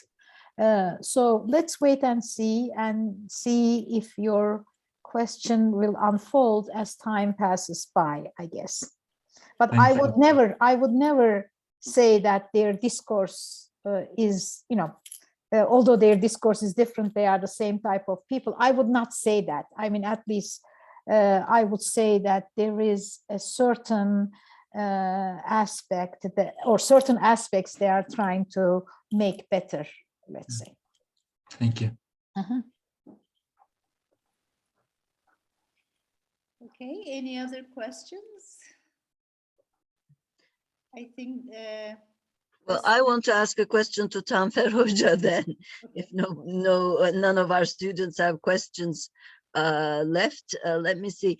I was wondering, Tanfer Hoca, did the American people come up with the idea of creating these food museums? Or I don't remember seeing any food museums in Europe. Do they have any? Yes, they do. In They fact, do? in Europe, there are a number of really famous food museums in Italy, in Switzerland, and in France. There's also some in Germany as well. And so the Europeans actually have a very long heritage with food museums. They're not maybe as commercialized as American food museums. You know, they don't have like the Hershey shop or the Coca-Cola shop or what have you. But certainly, especially in Switzerland, where you can go and sample chocolate and cheese, they have that aspect. And also you can make your own fondue and that sort of thing. And so certainly the Europeans do have their own food museums. And as I mentioned in my talk, slow food, the slow food movement, which is a movement that actually started in Italy in the 1970s. And so in conjunction with that, there are a lot of these sort of open air museums where you can go in Italy to farms and sort of farm along with the farmers. And so you can consider that to be a recuperation of older foodways. And so some of these aspects that we saw today in my talk, they do exist in Europe too, but like I said, maybe not as commercialized as the American examples that I gave. Because I only came across those museums where, not museums actually, places where you could taste wine and alcoholic beverages, not Yes, food, yes, really. yeah. The vineyards, for example, I mean, they have those sorts of things in Europe, but in Switzerland, in fact, when I went to Switzerland, one of my trips there, I went to a food museum that was close to Lausanne. It was in between Geneva and Lausanne. There's a very famous food museum there where they have sort of Swiss, I don't want to call it peasant, but rather rustic food traditions that are recreated. They show you how to make Swiss cheese and that sort of thing. So yes, certainly, if you do like a little Google search, you'll find a lot of interesting ones in Italy as well, which might interest you. So. Tanfer Hocam, that is a trend that is also rising in Turkey. There are several places, and as far as the food museum is concerned, there is one in Gaziantep as well. Yes, in fact, this presentation originally had some pictures of food museums in Turkey.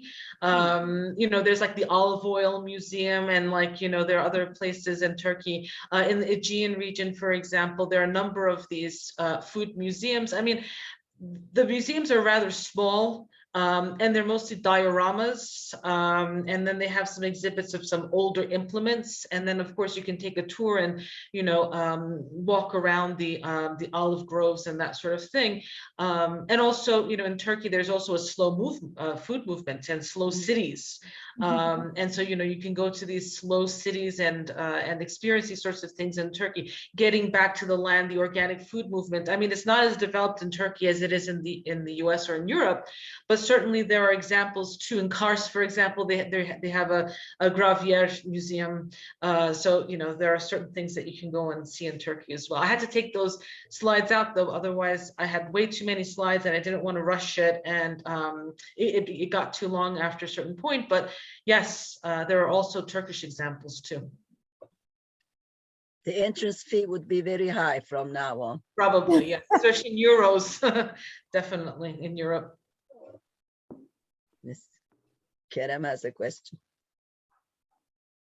I was curious if there was a significant difference between the European and the American ways of organizing these museums, in terms of how the food are presented or how the attractions are implemented. I mean, as I mentioned, you know, the commercialization is not as explicit in museums that are outside of the United States. However, I do think that they sort of copy from each other. Like I said, you know, this is like a simulacrum where you don't know, there's a, you know, it's a copy for which there is no original. So who actually, you know, created these, you know, food museums? It's very hard to even start discussing that.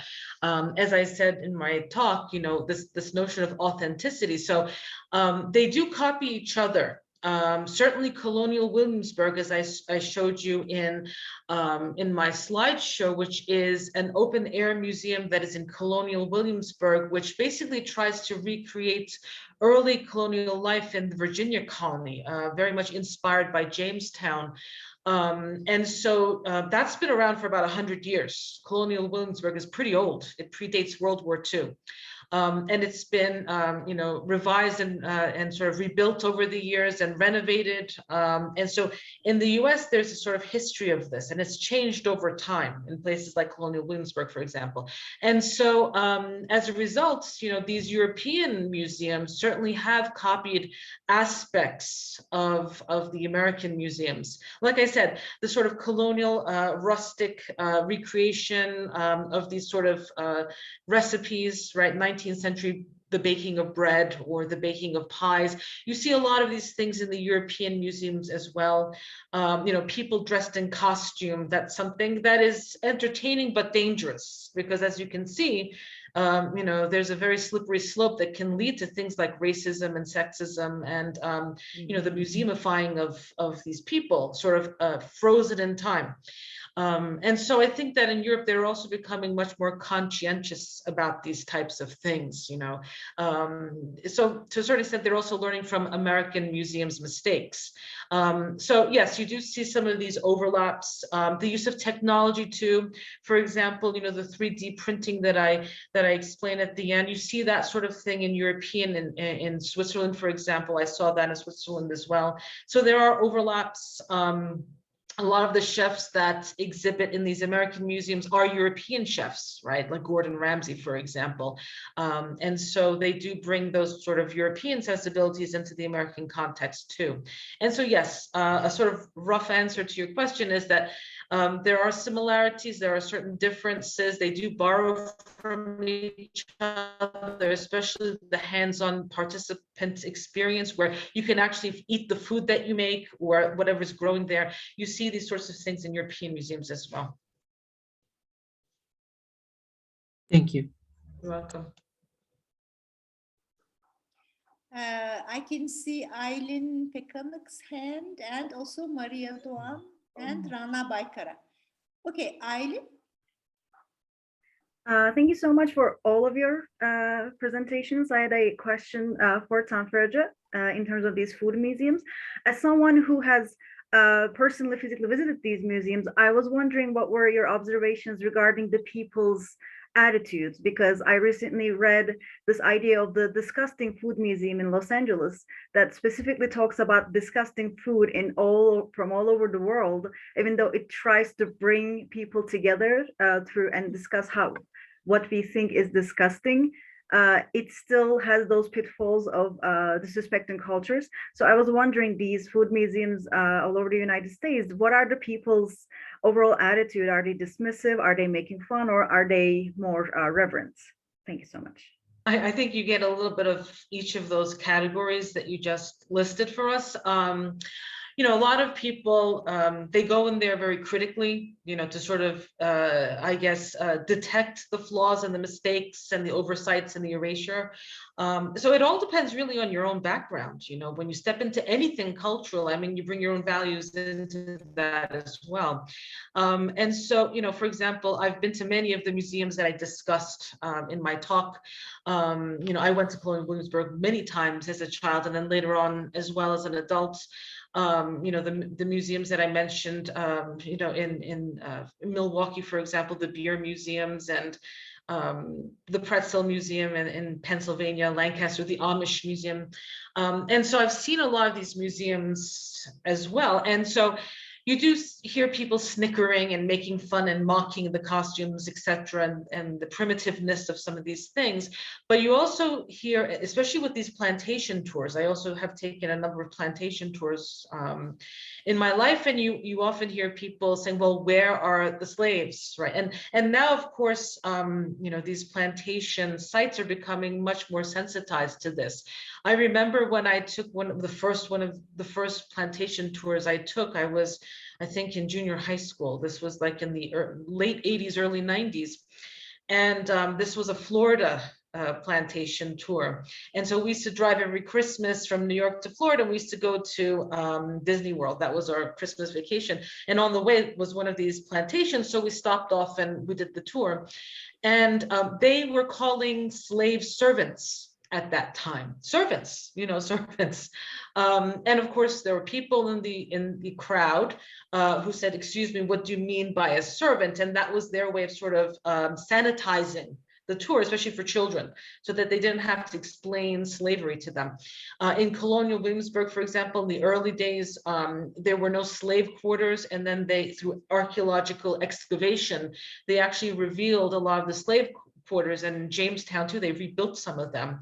And so they've also tried to draw these people into the narrative and make them part of the narrative of these larger museums. And so you do get the critical people, like I said, especially when it comes to issues of race and class and gender and ethnicity. You get the people for whom everything is a joke. You get the people who just want to buy the products, who couldn't care less about the history or even the politics involved in, like the Hershey's bar, right? You know, the Berlin airlift, that sort of thing, or the politics involved in Coca-Cola and American imperialism, especially in Europe after World War II. They don't really know. They just want the products. You just get the people who want to bake the bread and sort of take selfies and pictures with, you know, these colonial looking people. So certainly you get a wide range of reactions, like I said, depending on what you bring to the museum itself. Thank you so much for your answer. Thank you. Rana Baykara. Yes, thank you for all the speakers too. And I had a question to Tanfer Hoca. So at some point in your presentation, we saw a representation of a homemade slave. And as you mentioned, her dressing was quite different than what slaves would normally wear, as we know the conditions of that time. And she had clothes on from masters or white people. And so could we consider this representation as a sort of pity, or was it to soften the conditions or avoid further criticism about the past? I mean, otherwise it doesn't seem very objective or realistic. Yes. I think you kind of answered your own question, Rana. Yes, I think so too. Sort of stated and then answered your own question. And certainly, like I said, you know, it's very clear for those of us who know American history that a domestic kitchen slave would not be dressed in that way. You know, as you may remember from your studies, kitchens were detached from plantation homes for a number of reasons. Number one, it was very hot in there. And so that heat, you know, they did not want that heat, especially in the South, to go back into the home because the homes were already hot from the humidity, right? And of course the smells, right? The odors, and also the very real danger of fire these were wooden buildings, and kitchens often caught on fire. And so you had to have them detached from the master's home, the big house, so that the house wouldn't burn down. It would just be the kitchen. And so you can even think about the practicality of dressing that way. Obviously, if you were working under very hot, conditions, long hours in a kitchen, preparing multiple meals over the course of the day with multiple courses, I mean, getting dressed that way would not be very practical, and that's not how they dressed in kitchens on plantations. And so, yes, like I said in my talk, a lot of this is about presenting a certain image, erasing certain things, the distastefulness, of slavery. And like I said, she could easily be passed off as a servant. And, the way that she was dressed, and also the accessories that she had, for example, the jewelry that she was wearing, this would not be something that you would wear if you were cooking in a kitchen. Perhaps if you were the plantation mistress who often supervised and didn't do the cooking, but got all of the credit. That was pretty much how things operated on plantations. You could be dressed this way, but certainly not a woman of color working and toiling in the kitchens. Thank you so much.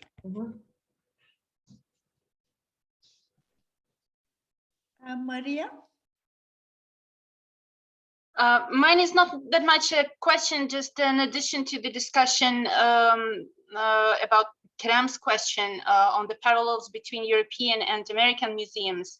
And that is in most post-Soviet countries, there are vodka museums, as you know, and they're also based similar to American food museums on the idea of nostalgia, often with exhibits not that much related to drinking per se, but to the images of the post-Soviet history, with the toys even displayed in vodka museum. So that is to what you said, that the parallels can be found between the museums. Yes, and it's interesting what you just said, Maria. Toys in a vodka museum. In other words, alcohol is being now, almost kind of sold to children in a sense, through these toys.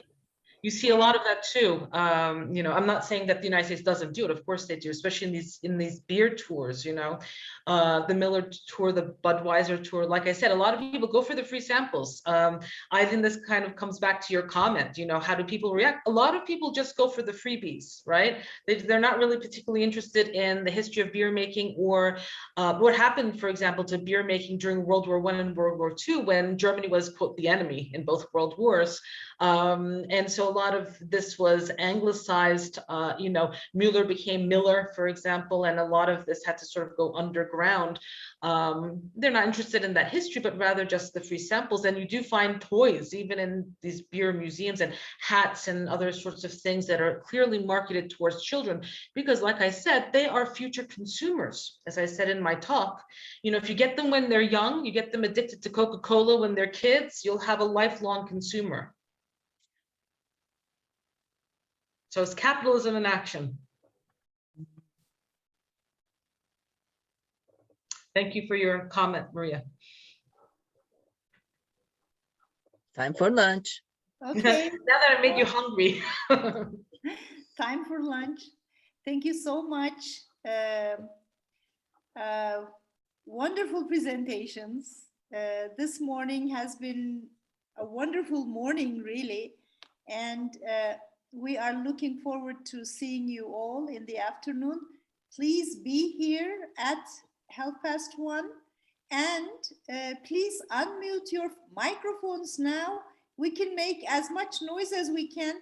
Let's give a big round of applause for our speakers.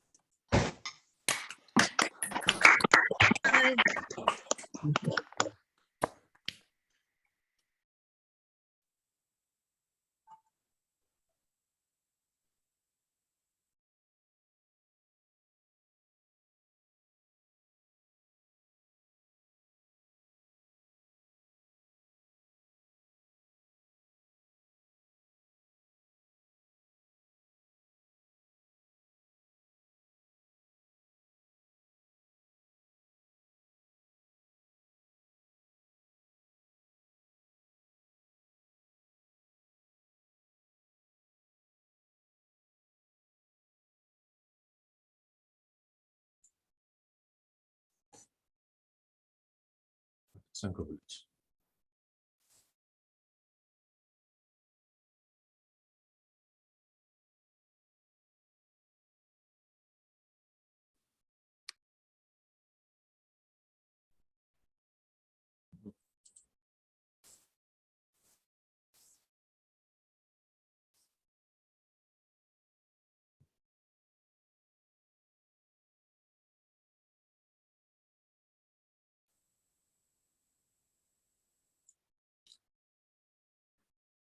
Okay, good afternoon. I hope you can all hear me well. Okay.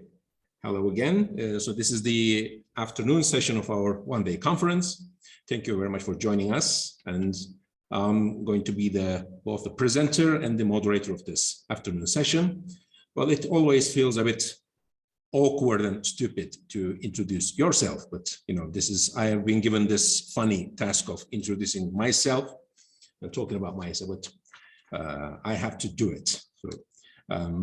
So we have three speakers. We'll start with me, then there will be Fatma Eren, and then there will be Onur. And after three speakers are done with their presentations, we're going to have your questions, as was the case in the morning session. So let me start by introducing Cem Kılıçarslan. A graduate of the Department of American Culture and Literature, Hacettepe University, Cem Kılıçarslan has been teaching at the same department since 1996, when he completed his MA thesis on the two postmodern doomsday novels of Kurt Vonnegut Jr. In 2002, he completed his dissertation entitled The Holy Synthesis, Religion and Manliness in the Pragmatic Ideology of Hollywood. Well, he teaches courses on science fiction and fantasy, American history, translation and film studies. Generally publishing on science fiction and fantasy films, he is also interested in independent filmmaking. As a translator, he translated Quantum Nietzsche by William Planck into Turkish, and most recently, he co-edited Bilim Kurguyu Anlamak, Alt Türlere Eleştirel Yaklaşımlar, which was published in 2021, and he's currently working on two more books on science fiction and fantasy. So that's who I am, in case you don't know me. And let me just start my presentation.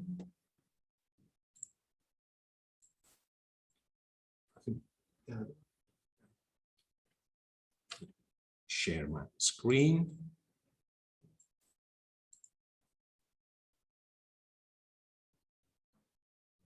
Okay. So my presentation is titled Paper Life, Health as Capital Investment in Two Post-2008 Economic Crisis Science Fiction Films, Repo Man and In Time. Okay. So the United States presently spends around $3.5 trillion, 19.7% of its GDP on health, and predictions show that medical goods and services prices will continue to rise. As this slide shows, actually this slide belonged to 2018 and it shows something like 18%, but present numbers are actually 19.7. So it has already reached 20 points of the GDP.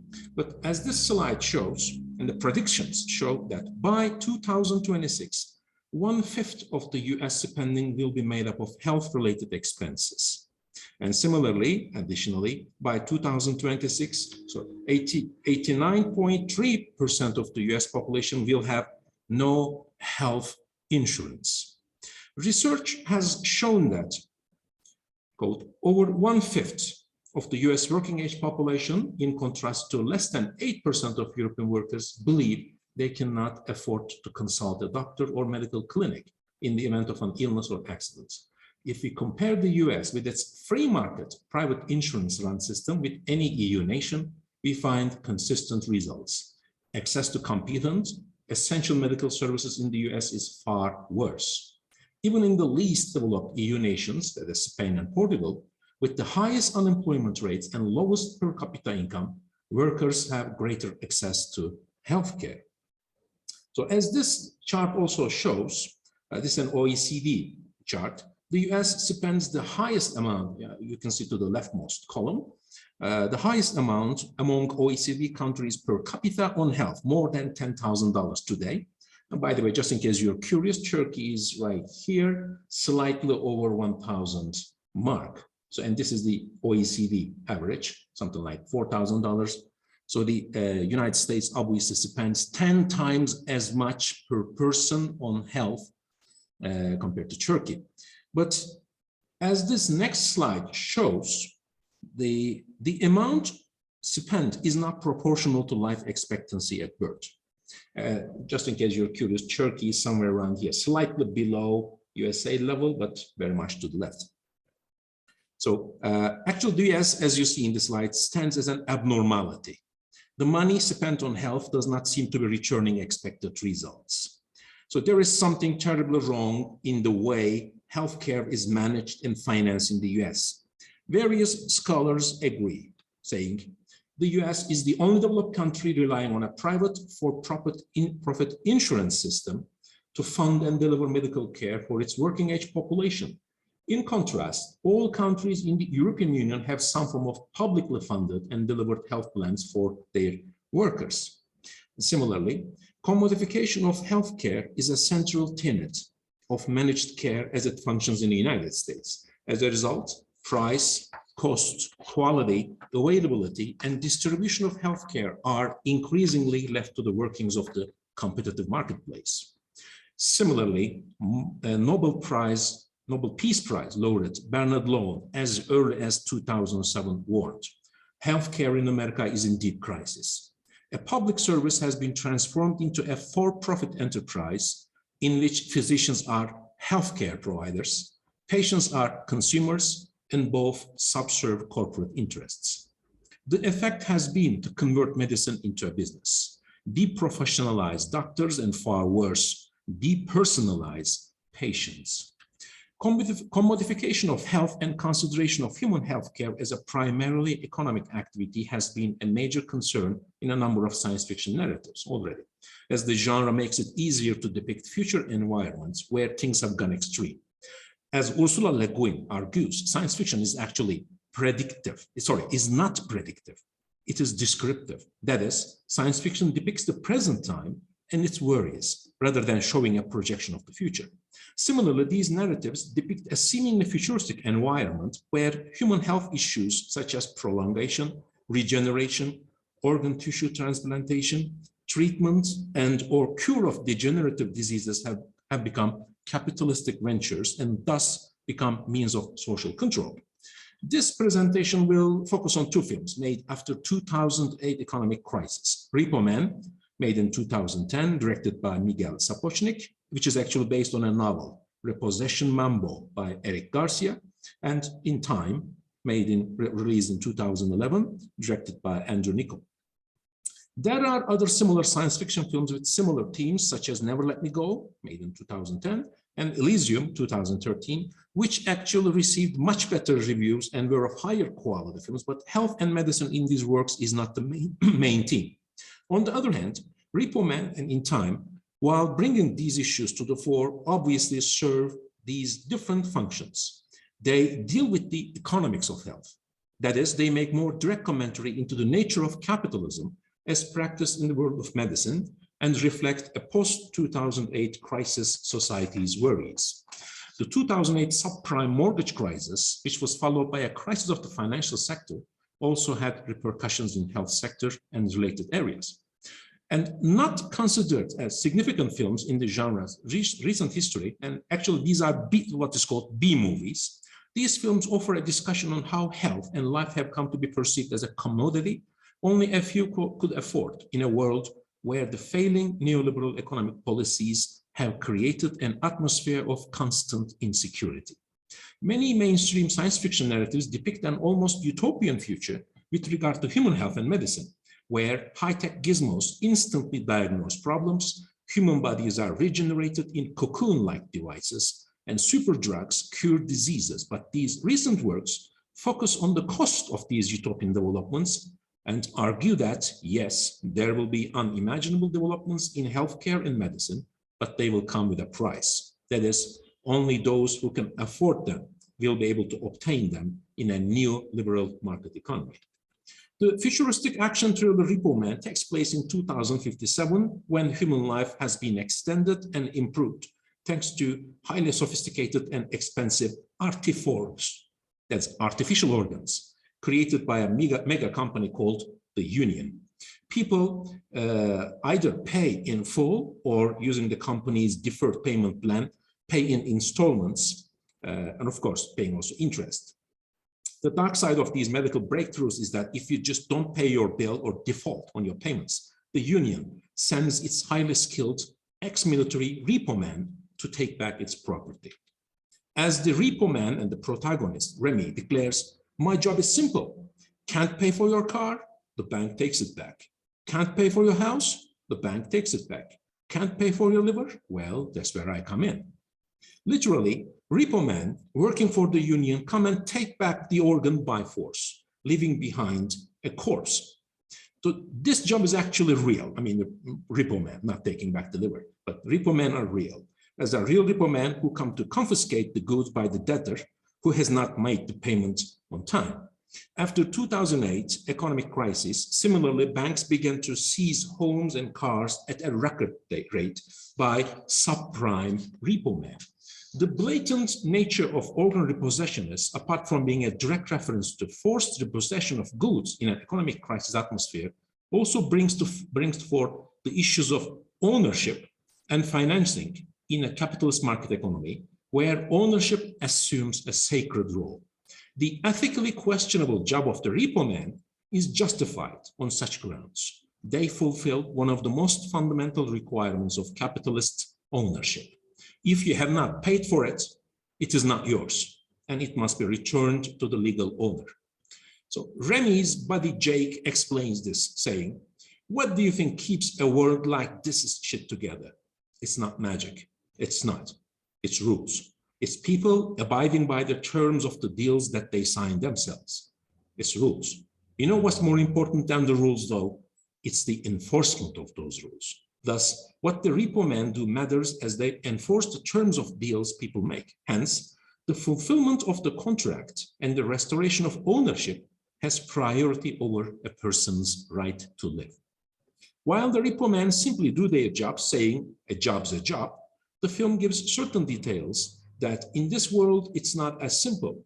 The union makes use of sales tactics to convince their customers without informing them that there is a repossession procedure, which almost never happens in their own words. In real life, commodification of health sector has already resulted in questionable medical operations and use of pharmaceutics, and as Bernas Lone remarked, various medical operations are now, quote, pursued with ideological fervor, though supported by scant evidence, unquote, that they prolong life, but they keep a sector alive and viable. Similarly, the union's customers are not informed whether they really need the artifacts, and they were made to buy them in conditions they do not understand clearly, which is another criticism directed against modern corporate medicine. The underlying logic is that the customers, in line with modern economics theories, are rational beings and make rational choices. However, as Lone observes, key assumptions in market theory are that the consumer knows what he needs, appreciates differences in quality, is offered these at different price levels, has bargaining power, and can exercise free choice to buy or not to buy. None of these is true in healthcare. Patients usually do not know what is wrong. They do not comprehend the diagnostic possibilities. They're not familiar with the therapeutic options. They cannot assess the quality of care needed, and they do not appreciate the numerous potential outcomes. No amount of surfing the internet, browsing the media, reading popular health books, or sharing nostrums with neighbors can provide the necessary insights. As the company manager, Frank, says, the union prefers people buying the organs through the company's financial plan, which is where the company actually makes money. That is, the revenues come primarily from financing of the organ transplantation, not through the sales of the organs themselves. He warns the Repo Man, quote, "We want the customers buying, not thinking." 6 paid in fulls this week. You know what that means? They see you, they start turning down the loans and coming up with the cash. We don't make money when they pay in full, right, pal? Unquote. The bottom line manager, Frank, is only concerned with the profits, and his character is an example what such pragmatism may bring into health sector. Hence, the unashamed practices of the union puts the protagonist Remy into a similar position when his body sets up an accident, after which Remy has to have a heart artifork and becomes indebted to the company he works for.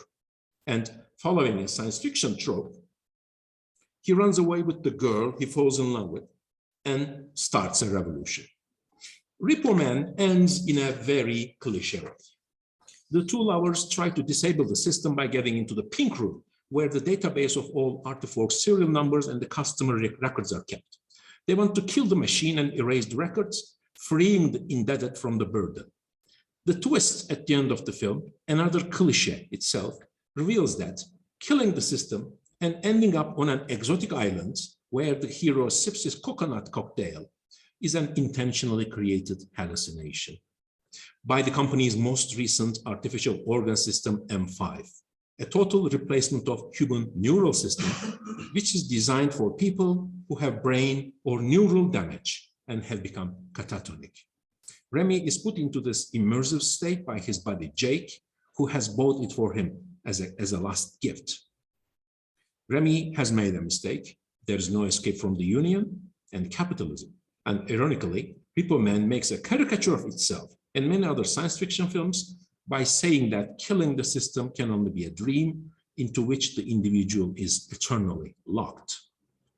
In Time, the other film, points to another less known aspect of the capitalist economic system, the nature of currency as a store of value, a medium of exchange, and a tool for social control. Depicting a world 20 years from present where time has been commodified and is being used as a currency, the film demonstrates how time, or money actually, functions. In this bleak world, individuals live normally until 25, at which point a clock becomes activated on their forearm, giving them 1 extra year to live. Thus, every individual must earn his or her living by selling a service, his labor or body into the market. The US and the rest of the world are divided into different time zones, each representing a different socio-economic level in a hyper-capitalist society. As can be expected, those at the top layer or time zone have at least centuries loaded onto their clocks, some millennia, and even one person, Philip Weiss, has 1 million years on his clock, while those at the bottom time zone have to live day by day, beg for time, and die because they are short of it. Money equals time, and time equals life. Time is available as credit with interest, as offered by the Weiss Time Lenders Company. No surprise. There is even one charity mission dedicated to distributing time, if there is any, donated by someone. And the protagonist, Will Salas, lives at the bottom layer and is accused of murder and time theft. Salas, while being chased by the timekeepers, the time police, crosses time zones, gets to the top layer, gambles and increases his money, and meets Weiss, gaining access to the world of the well-protected elite. Weiss's daughter Sylvia falls in love with him, and the couple start a revolutionary journey, becoming Robin Hoods of time, stealing time from the rich father's banks and giving away to the needy, giving them life. Salas justifies his action saying, "Is it stealing if it's already stolen?" Pointing to the fact that in such hyper-capitalist society, wealth equals stolen value from the others. He, as ransom for her daughter, asks from Weiss 1,000 years to be distributed to the mass, waiting at timelines, becoming a socialist in economic terms, a sinful act in a capitalist economy, as the undeserving should not be given anything. However, while Sylvia's mother sees 1,000 years as nothing for our daughter, Weiss remarks, "No, it's for them," stressing that the currency will end up in the hands of the undeserving. It turns out that Weiss, the time magnate, is not free at all, as he has to report to and assure a global network that no ransom has been paid. The network declares, quote, "Too much time in the wrong hands can crash the market," unquote. signifying that currency can be employed as a weapon. The system wants to take back the time from the undeserving and does so by raising the interest rates and prices suddenly, meaning inflation can be used to rob people of their currency and thus their lives.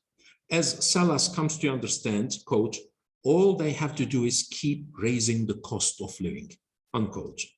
Giving away time and life to people amounts to nothing, as it can be taken back quickly, and the only way to hurt the system is more time, that is, playing with higher amounts of time.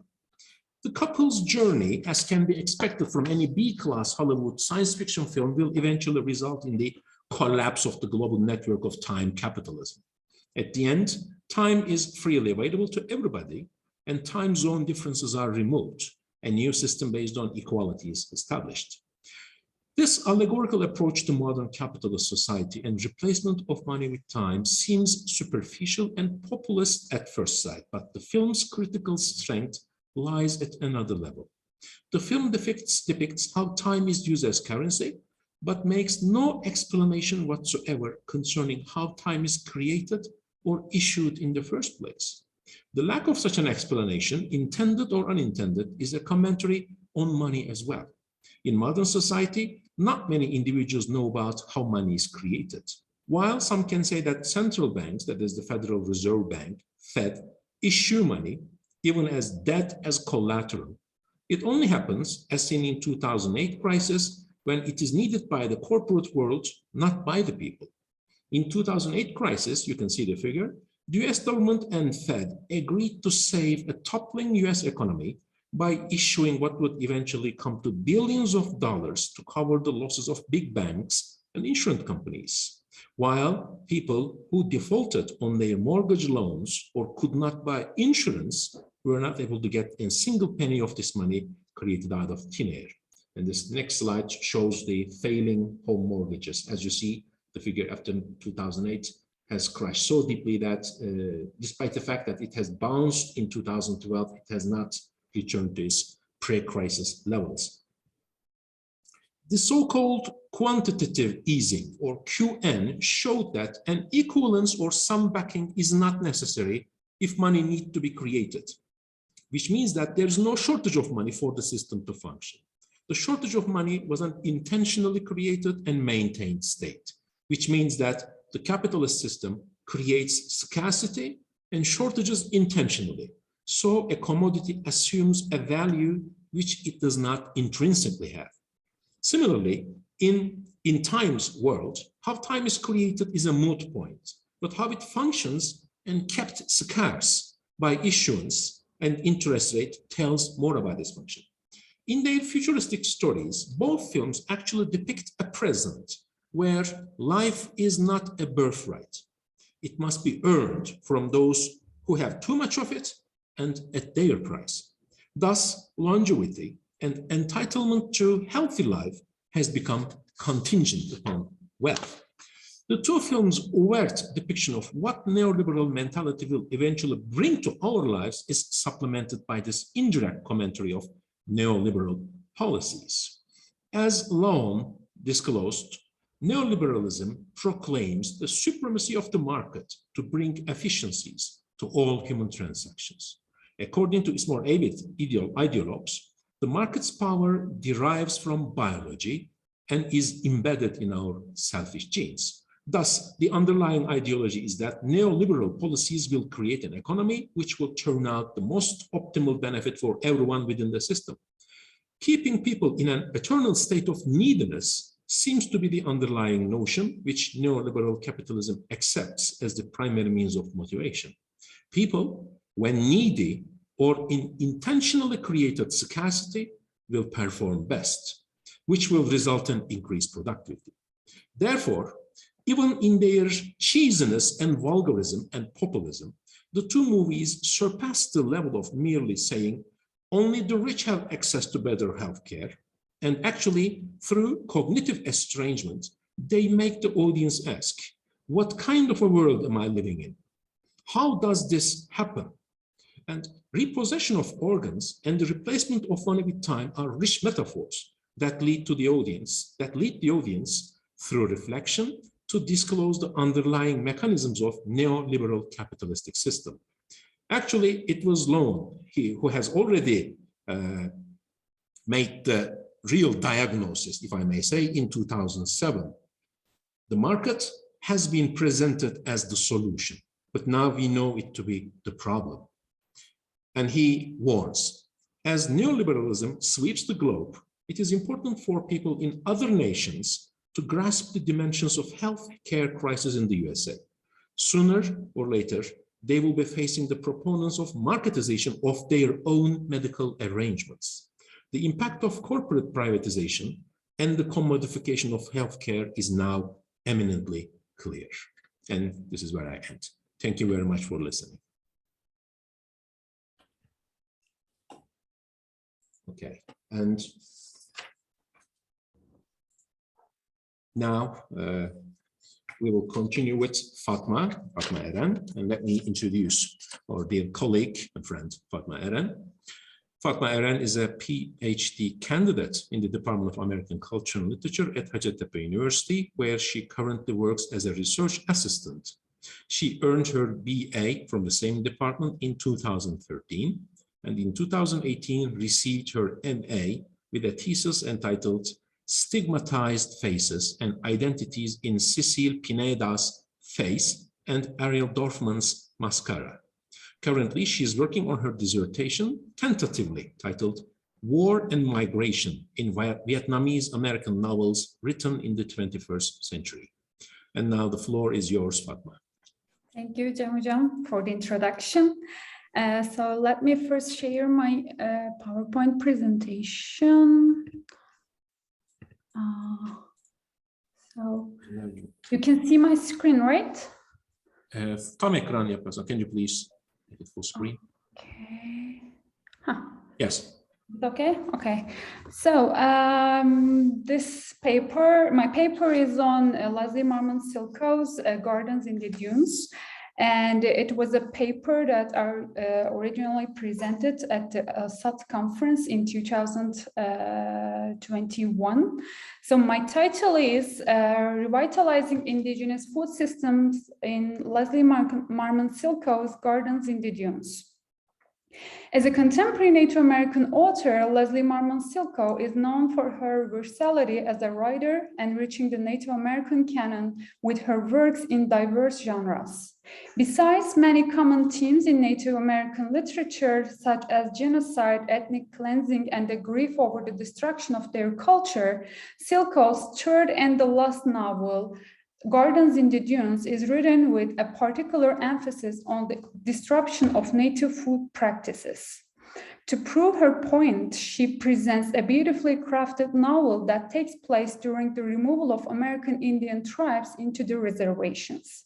As Yuan Kang also notes, Gardens in the Dunes speaks about Southwestern Indians' continuing struggles for food sovereignty and environmental justice in order to preserve their health and their natural and cultural heritage in the region. In an interview with Ellen Arnold, Silko states that although she does not intend it, she ends up in creating a political novel in terms of culinary practices and skills of Native Americans, since the fact that how you grow your food or whether you eat it is quite political. Having an inclination towards tending her garden and growing her own food, Silko realizes the significance of gardens for monotheistic religions such as Christianity, Islam, and Judaism after her decision to write a book about gardens and flowers. On the one hand, gardens connote innocence and safety. On the other hand, they might come to mean betrayal and plotting. Within this context, garden imagery constitutes a relatively political context for negotiating consequences of American Indian policy actions on the disappearing link between cultural heritage and traditional food systems in the New World. The relocation of Indians led to collapse of indigenous agricultural systems that had been maintained for more than 1,000 years. On the other hand, a distinguished nature writer, ethnobotanist, and agricultural ecologist, Gary Paul Napan, defines himself as a food farming activist and proponent of conserving the links between biodiversity and cultural diversity in his Twitter bio. For Nepal, the health of communities is intricately related to the conservation of heirloom seeds and thereby getting diverse and healthy food on the table. To this end, he has been leading many research projects, coordinating farming alliances, and has been a motivational speaker about the significance of place-based foods. As a pioneer of the local food movement and the heirloom seed-saving movement, Napan's interest towards local food is first awakened by his longing for the fresh and delicious Lebanese foods his grandfather had served before he left for his home for the college. By disconnecting humans from the land, global food chains and large-scale industrial farming not only increase the environmental degradation, but also alter the way people produce and consume food. Considering the emergence of a new farmer and consumer model and loss of traditional knowledge in agriculture, Napan draws attention to the imminent threats to food supplies and the current decimation of genetic diversity in agriculture. Securing seed varieties is of vital importance for both human-caused and natural disasters for the critical role in the relief and recovery in the aftermath of such disasters. As Napan critically notes, agricultural biodiversity is the cornerstone for building greater food security for humankind. And without it, our food system will be crippled by pestilence and plague and drought and flood and global warming and the economic and environmental side effects of globalization. Years later, a trip to his native land, Lebanon, where he has a feast by his aunts and cousins with locally grown and cooked foods, brings Napan to a painful realization. That is, more people than ever before in history have absolutely no involvement in producing the foods that sustain them. He carries the seeds he has taken from his cousin, the seeds that are coming down through the family to his gardens in Arizona to plant and grow them as a part of effort to recover native food traditions in the American Southwest. In this sense, this paper will examine Silk Coast Gardens in terms of the central role the Native American food systems play to ensure food security and sustainability for the American communities by focusing on the food activist Napan's comprehensive views on traditional food systems. It will argue that Silk Coast presents an exemplary model for how to return to lost agrarian values through a collaborative effort. Reviving local food production and consumptions in the dunes as a passionate seed gatherer, the protagonist Indigo is a literary representative of the local food movement. She acts as a catalyst in restoring local farming traditions and native food practices. So the events narrated in the book occur in the late 19th century, a time that the American nation formation process comprises of the removal of Native Americans to reservations in the non-arable lands. Before their dislocations, the Native American people have their own sustainable farming methods and practices, as it is illustrated, especially in the first section of the book. The two sisters, Sister Salt and Indigo, their mother and grandmother, plant and grow the vegetables and fruits in the gardens among the dunes in the border area of Arizona and Southern California from the seeds that grandmother collects, even from the town dump. After her mother disappears when Indian police break up the ghost dance meeting and her grandmother dies, Indigo is captured and sent to a boarding school in Riverside, California. Escaping to school, Indigo comes across a newly married couple and is taken in by Hattie and Edward Palmer. They are this wealthy East Coast aristocratic couple, and with them, she starts to travel the diverse gardens across the East Coast and Europe. Their tour involves visiting the grand homes and splendid gardens of their wealthy family friends and relatives in New England, and Italy. As mentioned, at the turn of the century, American Indian policy sought to achieve two major goals. First, assimilation Indians to the Anglo-American society, and second, eradication and destruction of their cultural heritage, including food and food waste. The dislocation of the Native Americans led not only to the loss of land, but also their link to food sources. As Silk writes, writes, there was nothing to eat on the reservation. The best farmland along the river was taken by the white people. Reservation Indians sat in one place and did not move. So instead of their locally grown foods, all they had to eat white food, white bread, white sugar, and white lard. On the other hand, the old gardens become a sanctuary for escaping Indians who are wary and frightened from the Indian police and soldiers. When they are starving, they feed on the dried up seed pumpkin and squash Grandma Fleet have in the garden. As soon as their journey starts, it appears that Grandma Fleet's mindful seed-saving practice is passed down to Indigo. Throughout their journey across the oceans, Indigo, one of the last remnants of the Sand Lizard tribe, collects seeds to plant in the gardens in her hometown. As Indigo remembers, her grandmother always advised the girls to collect as many seeds as they could carry home. So here the rest of the quotation includes this importance of seed saving for the sand lizard people who had been the gardeners for centuries, and they have their local food systems.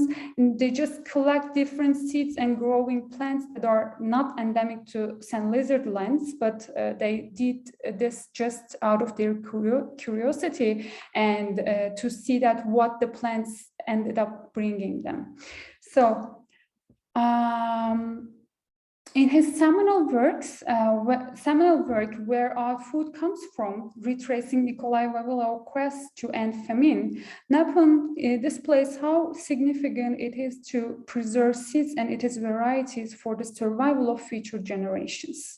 Nikolai Vavilov, an important Russian botanist, creates the world's largest collection of plant seeds in Leningrad and spends an extraordinary effort to protect them during the Nazi occupation in World War II.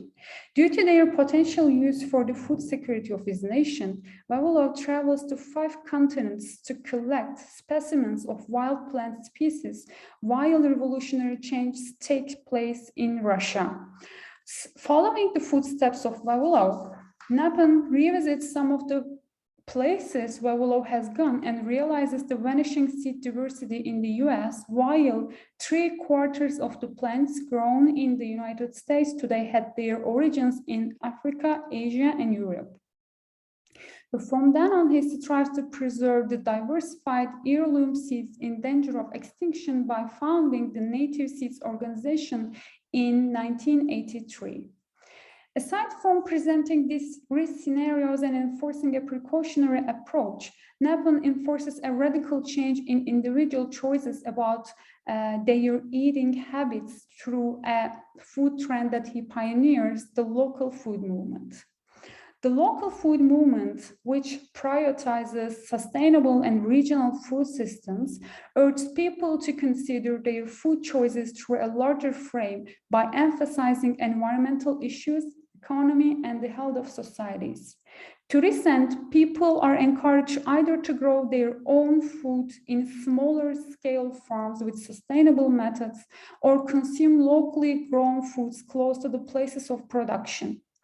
The goal is to choose organics over genetically modified or processed foods and to adopt an ethical farming practices rather than large-scale factory farming to minimize food miles, a term used to emphasize the distance traveled in the transportation of food to the consumer's table. So according to Napon, this kind of approach involves an ethical responsibility that will hopefully result in communal and environmental change. In gardens, when the farming on their traditional lands are banned, hunger and despair drive people to eat birds, mesquite beans, or the seeds that pack rats store. Like other tribes settling in South California, the sand lizard people are not only reduced in number, but also suffer from the disease and starvation after the invasion of their lands. In the old gardens, Silko writes, hunger drove the people to eat the patriarchs, but the hunger was far worse afterward because there were no patriarchs left to gather and store seeds. To put it another way, the colonial conquests of native lands lead to the destruction of local farming traditions and sustainable food systems. On the other hand, to Grandma Fleet, seeds are treasure. She keeps them in the storage basket or hand containers with lids under her bed for safekeeping. A sequence from her talk with apricot pits, her favorites, represents her deep connections with nature and shows her commitment to exercising personal responsibility for future generations. She talks to her seeds, you will be my little sweet hearts and my little apricot trees. Here, Grandma Fleet's approach towards seeds resonates once again with Napan's ideas on preserving seeds. She anticipates the importance of seeds for the sustainability and survival of her community. And just as Napan wants people to be a part of this local food movement by collecting and planting seeds, Grandma Fleet asks her children to plant seeds in her gardens, knowing the role of food heritage in the health of land, environment, and communities. And before her death, Grandma Fleet introduces her granddaughters to grow native foods from amaranth plants to sunflowers, healthy crops, harvest and store the seeds of various crops. Her guidance connects Indigo to her roots as her sole determination is to go back to the old gardens and plant the seeds she collected with care. Recognizing the crucial importance of seeds to feed her people, Indigo observes the plants carefully in European gardens and collects seeds, corms and bulbs so that she can propagate her own plants in the land where their gardens used to grow. During their visit to gardens in England with Hattie, Aunt Browins reminds Indigo of the great contribution of indigenous people to global botanical exchange, telling that the American Indians gave the world so many vegetables, fruits and flowers, corn, tomatoes, potatoes, chilies, peanuts, coffee, chocolate, pineapple, bananas, and of course, tobacco. So armed with all this knowledge and experience, Indigo starts to draw and take notes of plants she sees on the notebook. And Browins has given her as a gift with diverse seeds from her garden. Furthermore, in Edward's sister's Susan's garden on the East Coast, Indigo carefully listens their conversation on flowers and plants, and she picks up seeds and saves them in scraps of paper with her nightgown and clothes in the valise so she could grow them when she went home. Likewise, with Gardens in the Dunes, Silko is also seeking out like-minded people who are open to new visions and change and who share a deep commitment to the earth and human spirit. At this point, Silko's ideas again resonates with Napan, who in his Food from the Radical Center emphasizes a collaborative effort, including people from all ranks of society to restore food-producing landscapes of the United States. In this regard, he proposes a radical center to refer to a meeting ground or a middle path for people from diverse groups to come together and to take action for biocultural restoration. Borrowing the term from Billy McDonald, who used the term to define a fertile middle ground for environmental activists in resolving conflicts on food-producing lands in the American West, Napan offers collaboration as a more embarrassing and encompassing mode of action, as opposed to exclusionary practices of the Europeans starting from the formation of the New World. In doing so, he aims to promote a long-term social process that people, regardless of their ethnicity, gender, or culture, can engage in. In this sense, Indigo's encounter with Hattie and their transatlantic journey together offers both a reconciliation among the indigenous and unindigenous people of America and enable Indigo to become a vehicle of ensuring food security for future generations. Through her careful and attentive observation, she reclaims the sustainability in native food practices and the sacred connection with land.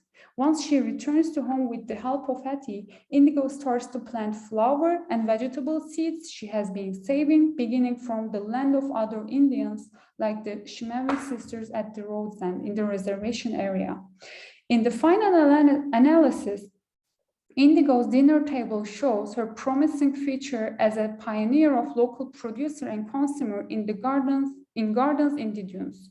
The vegetable stew they served to the other Indians, along with red amaranth tortillas made earlier that day, dazzled them with the delicious natural taste. When Indigo asks the sisters if they recognize the ingredient in the stew, they think that it is some kind of potato before they notice that it is a gladiolus spot. Indigo makes use of hybridized gladiolus not just for its aesthetically pleasing quality, but also it is valued as food. In this sense, this dining scene has important connotations. On the one hand, it materially suggests that traveling knowledge, which helps indigenous people rebuild their Indian farming system. And on the other hand, it symbolically foretells the future of native arts and cultures that reconciles aesthetics with politics by creatively synthesizing indigenous artistic aspirations and practical needs. In other words, Indigo's return with a collection of seeds and traveling knowledge help her recover the native food practices and maintain food security through farming practices for her people. In a way, Indigo bridges the gap to repair the broken bond of indigenous people with nature due to European expansion in their land. However, her attempt may not end in success if it was not the help of Hattie, a white member of society. Therefore, it is safe to assume that using the social issue of divisions or categorization in society as an entry point, like Napan, Silko discusses the larger issue of food systems through envisaging the possibility collaboration between First People and settler societies of America. The optimistic tone in Silko's writing not only promises a restoration of America's food producing capacity, but also offers a portrayal of community and empowerment through revitalizing sustainable food systems. So it is seen that Silko and Napan voice similar concerns in their narratives, and they both offer similar solutions, whether directly or indirectly, to secure healthy and diversified foods for their future generations. At this point, with his critical works, Napan paves the way for Silko to present an exemplary model for returning back to the lost agrarian values through a collaborative effort. In this respect, Indigo, the protagonist of Gardens, could be taken as the literary counterpart of Napan in putting into practice a local food system built on indigenous knowledge and tradition. So that was the end of my presentation, and thank you for listening. So Thank you very much, Fatma. That's a very interesting and informative presentation. I don't know what kind of food you're growing on your balcony. Or other people. Parsley and okay, well, that's not a joke. Many people, especially many young people I see are now on social media, that people are very much interested in this kind of recent developments, that just going back to nature, going back to the soil, growing their own kind of food. Some say it's not going to be the answer to the food problem, but anyway, at least on the, maybe as a romantic thing. Maybe, I'm sure our audience have find your presentation very interesting, and they have some comments or questions to make at the end. But now it is Onur's turn, and let me introduce our colleague and friend, Onur Karaköse. And Onur Karaköse currently works as a research assistant in the Department of American Culture and Literature at Hacettepe University. He obtained his BA in Political Science and International Relations in 2013 from Yeditepe University, with a double major in English Language and Literature in 2014. He finished his MA in English Language and Literature at Ankara University with a thesis on post-1990s contemporary British drama. He is a first-year PhD student at the department, and his research interests are American drama, fantasy and science fiction, and life writing. Onur, now the microphone is yours. We're going to be looking forward to hearing. Thank you so much for that introduction, Nizam. Let me start by sharing my screen. You can see my screen, right? In a moment, I think it's, yes, now, can you make it full screen? Is it full screen now? No, not. It's not? Not. You can just hit F5 or... Okay. Is it full screen now? No, not again. But we can see it. Maybe you can use it like this. Okay. Try that again because it should work. I guess it's not working, but we can do it like this if that's okay. No, I think it got stuck there somewhere. Can you please change the slides? Let's check whether we can see other slides if you change them. Can you see them now? No, I think we got stuck on the first slide. Okay, let me reshare then. Okay. Just a moment, please. Is it working now? Can you just move to second slide? No, we only see the first slide. No. Okay, that's... Okay, now it moves. Now it changed. Okay. I think if you can just change it like this, we'll be able to see it. Perhaps there's a lag. I don't know why it happens that way, but... Okay. Yes, you can just do it this way. Yeah, let me do it this way. So yeah, my paper is entitled "Making Sense of Post-Pandemic Body." Howard Phillips Lovecraft's Herbert West Reanimated. This was a presentation. This was a paper that was presented in an online conference called Pandemic Imaginaries, organized by Cappadocia University roughly a year ago.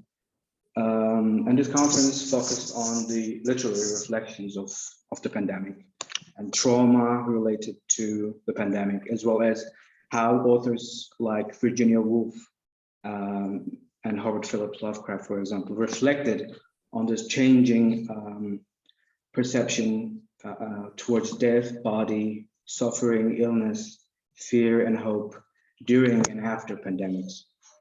So in this way, my paper today will revolve around Lovecraft's Herbert West, which is, first of all, essentially a proto-zombie story. In other words, a short story employing an earlier version of the zombie trope.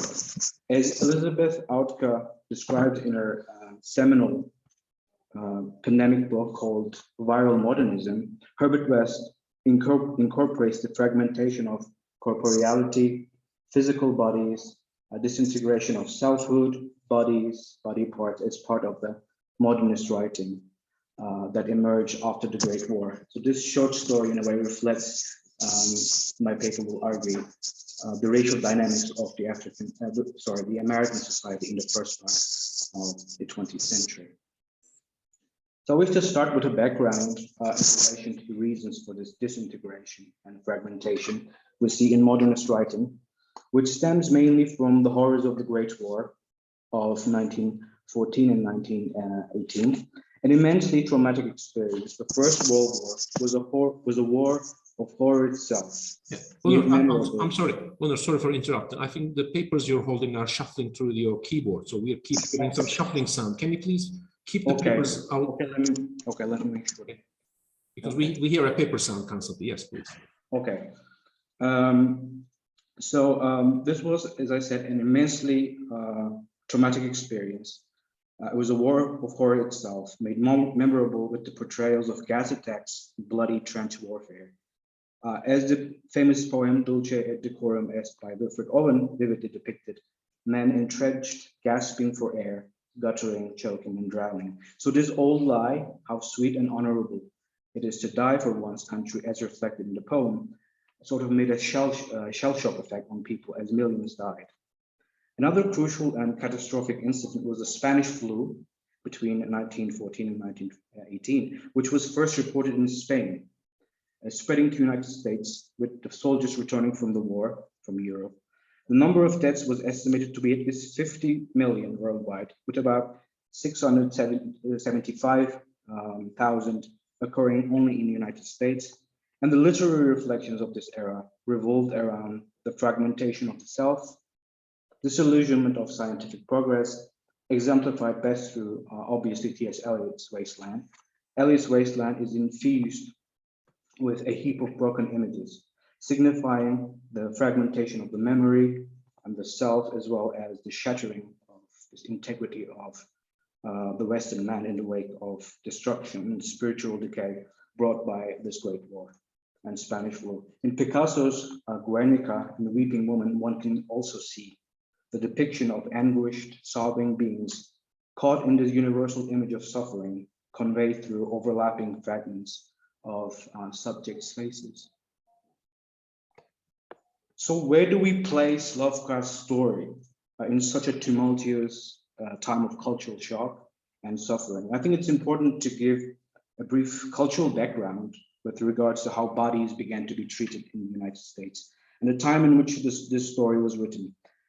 So 1920s in the United States, when pandemic hit, was a time where a beauty culture was emerging and bodies were already given a massive focus.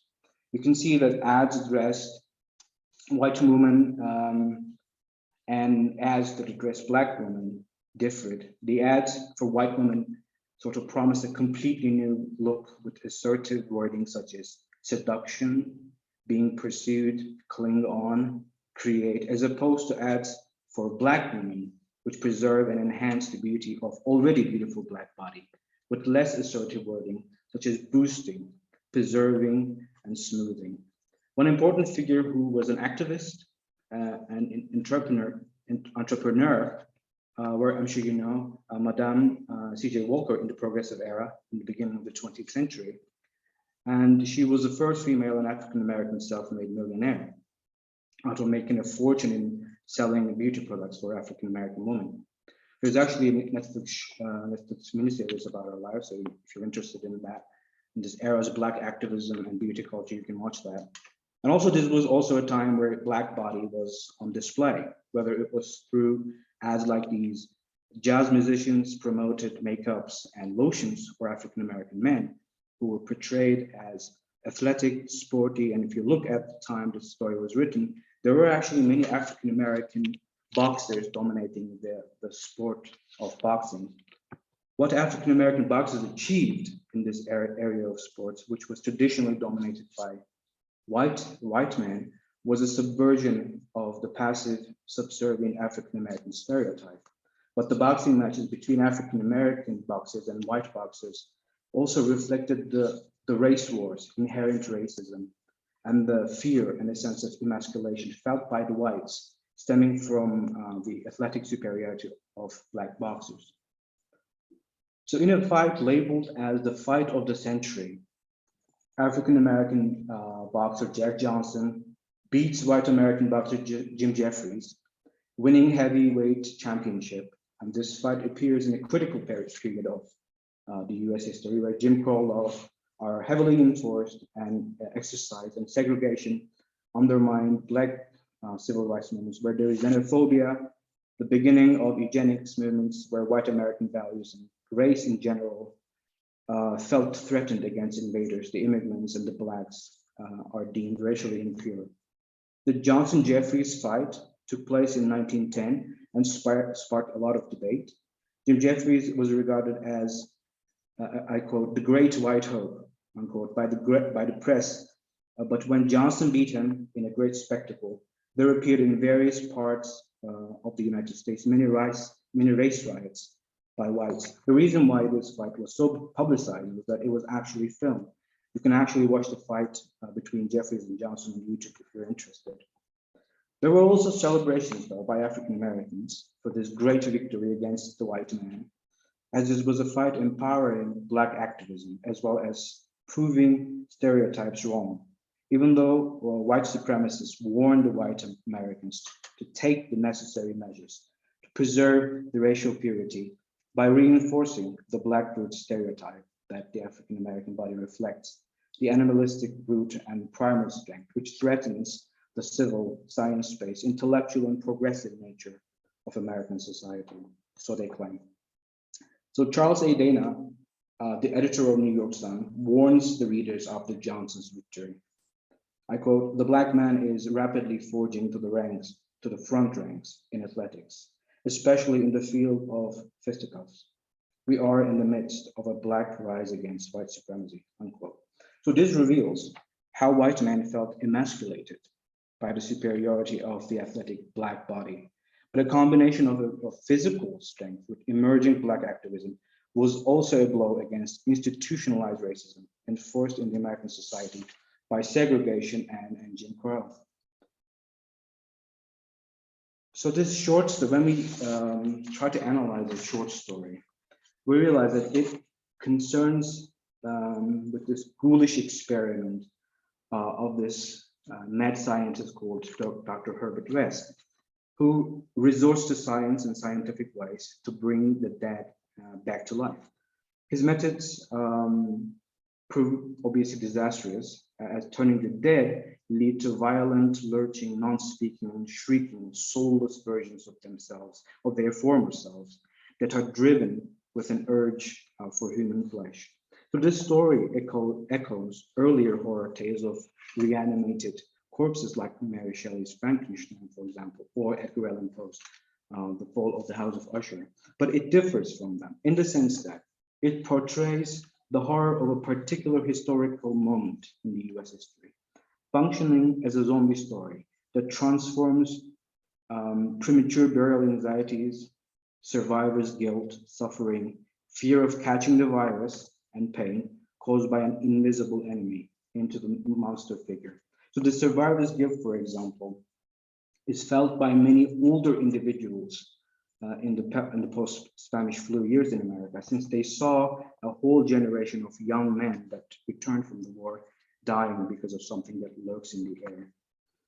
Elizabeth Autka says, in many ways, the influenza pandemic was gendered.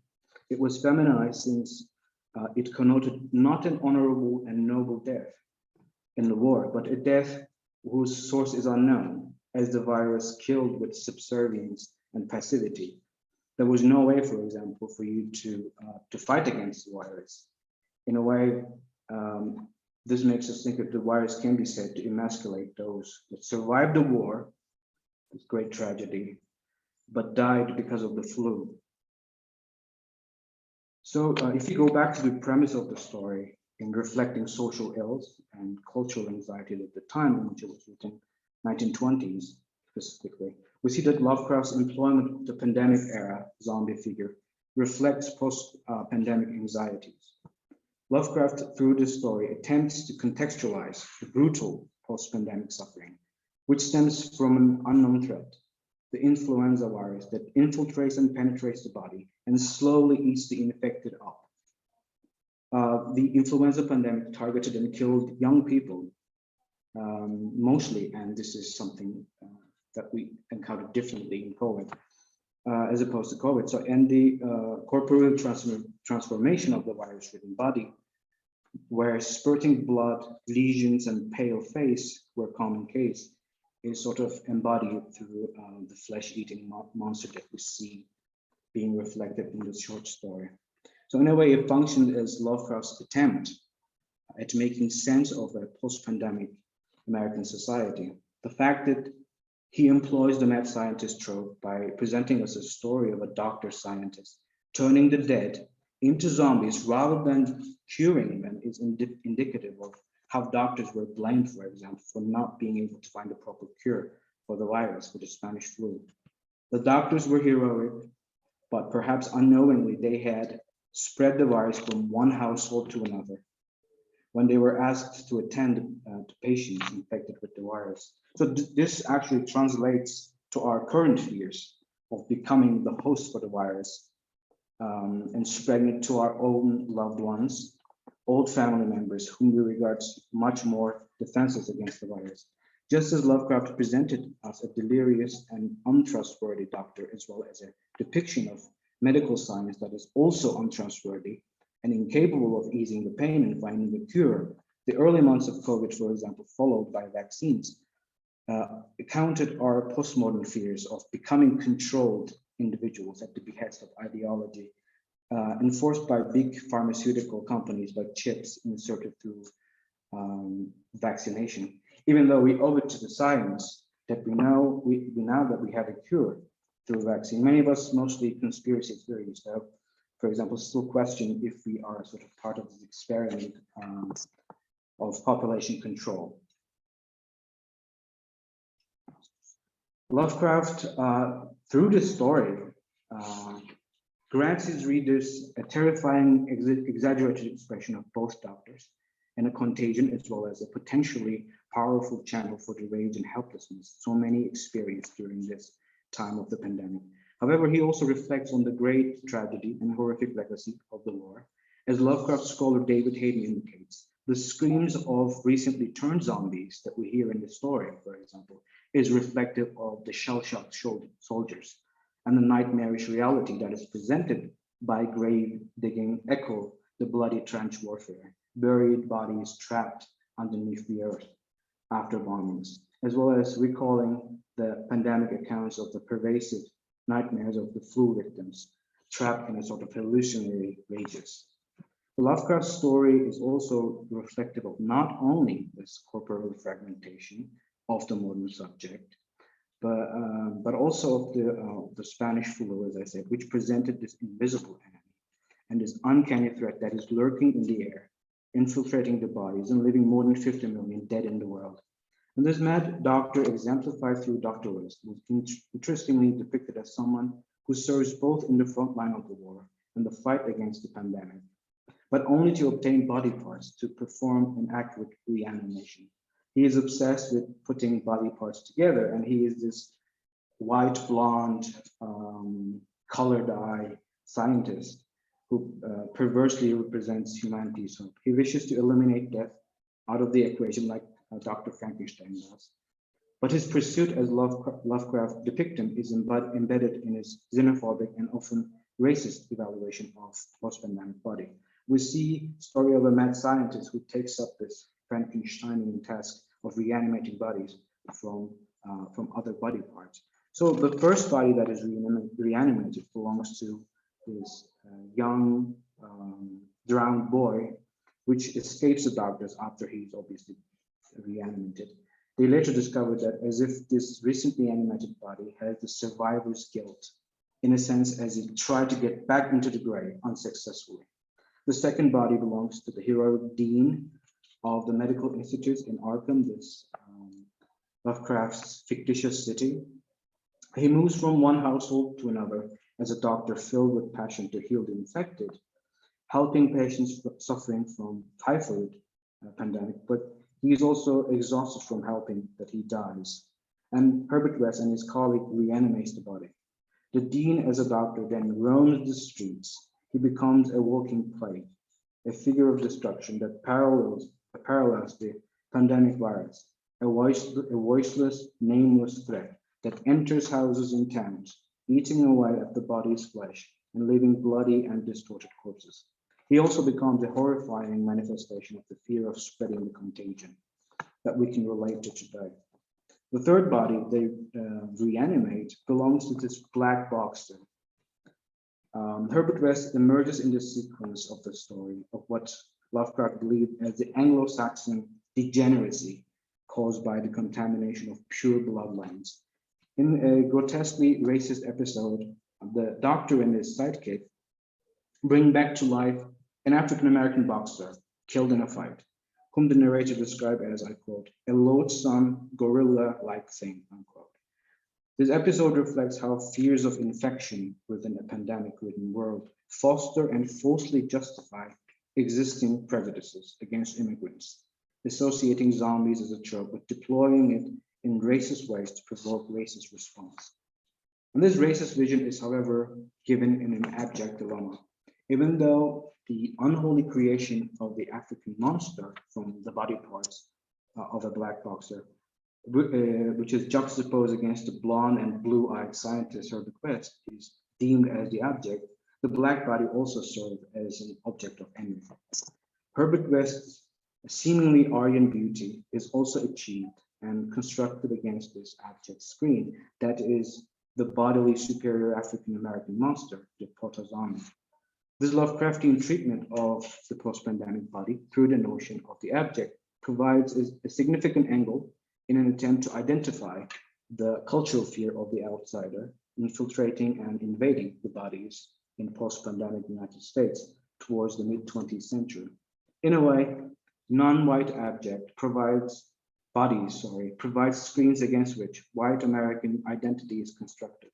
In such subjectification, racial concerns to keep the white purity of American society play the central role.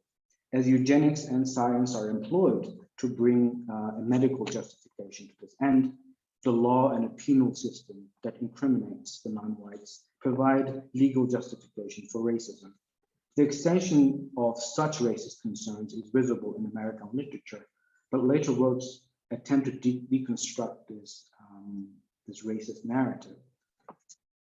And as I said, this is a recurrent motif, I think, that we see throughout literature and films. In James Baldwin's short story entitled Going to Meet the Man, for example, we see Jesse, the protagonist, reminiscing a childhood memory of a lynching of an African-American man who was accused of assaulting a white woman. Jesse, as a Southern man, experienced this carnal and perverted vindication against the African-American body in the story, as the white man attending the lynching castrates the body and the parts of the victim. So in this story, the sexual, social, and political superiority of white men is juxtaposed with the disintegration and fragmentation of African-American body. In this story, Jesse, in a weird way, regains his sexual virility on bed by identifying himself as a castrated Black man having sexual intercourse with his wife. So this story reflects the racist power relations in the South in terms of exposing how white supremacy emerged to ease off this symbolic castration that plagued the Southern man after the emancipation of slaves and obviously after the defeat in the Civil War.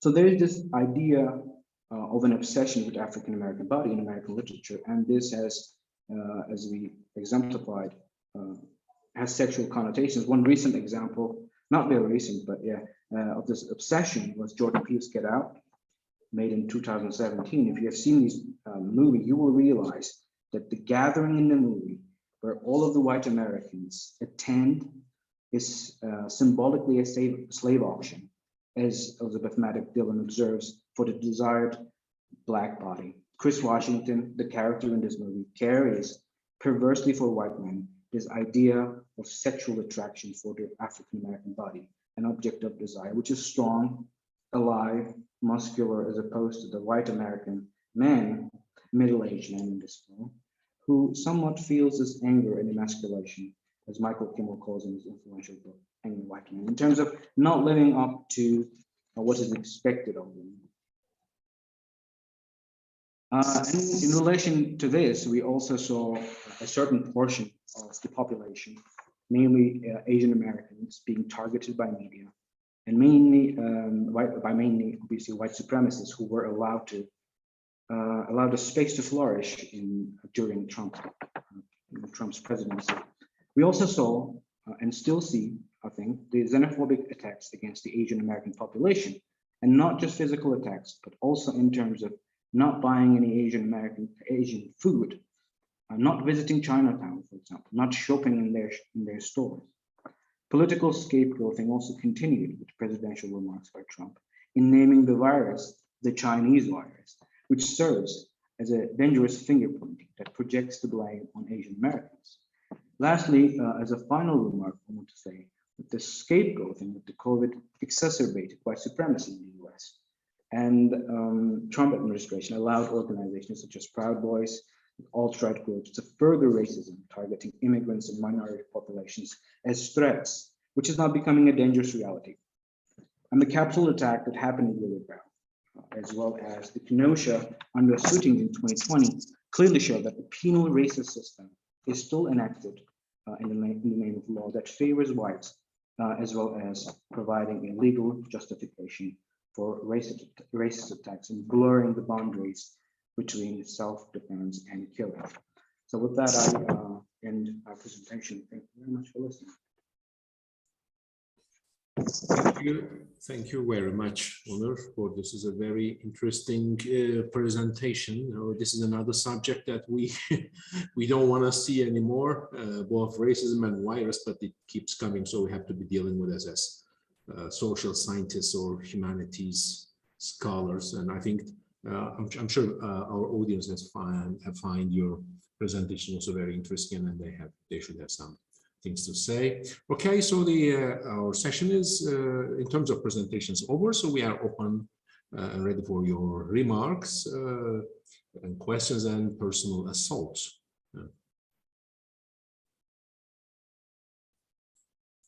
Please, if you have anything to ask, direct to the single person or general, please do so.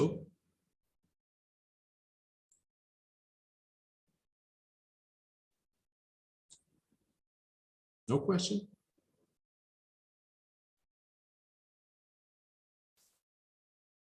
We're waiting.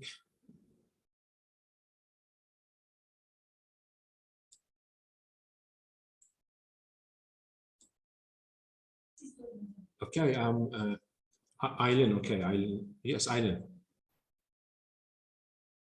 I was just about to step in with myself, but. Hello, first of all, thank you everyone for your brilliant presentations. All of them were very interesting. I had a question for Cemoja.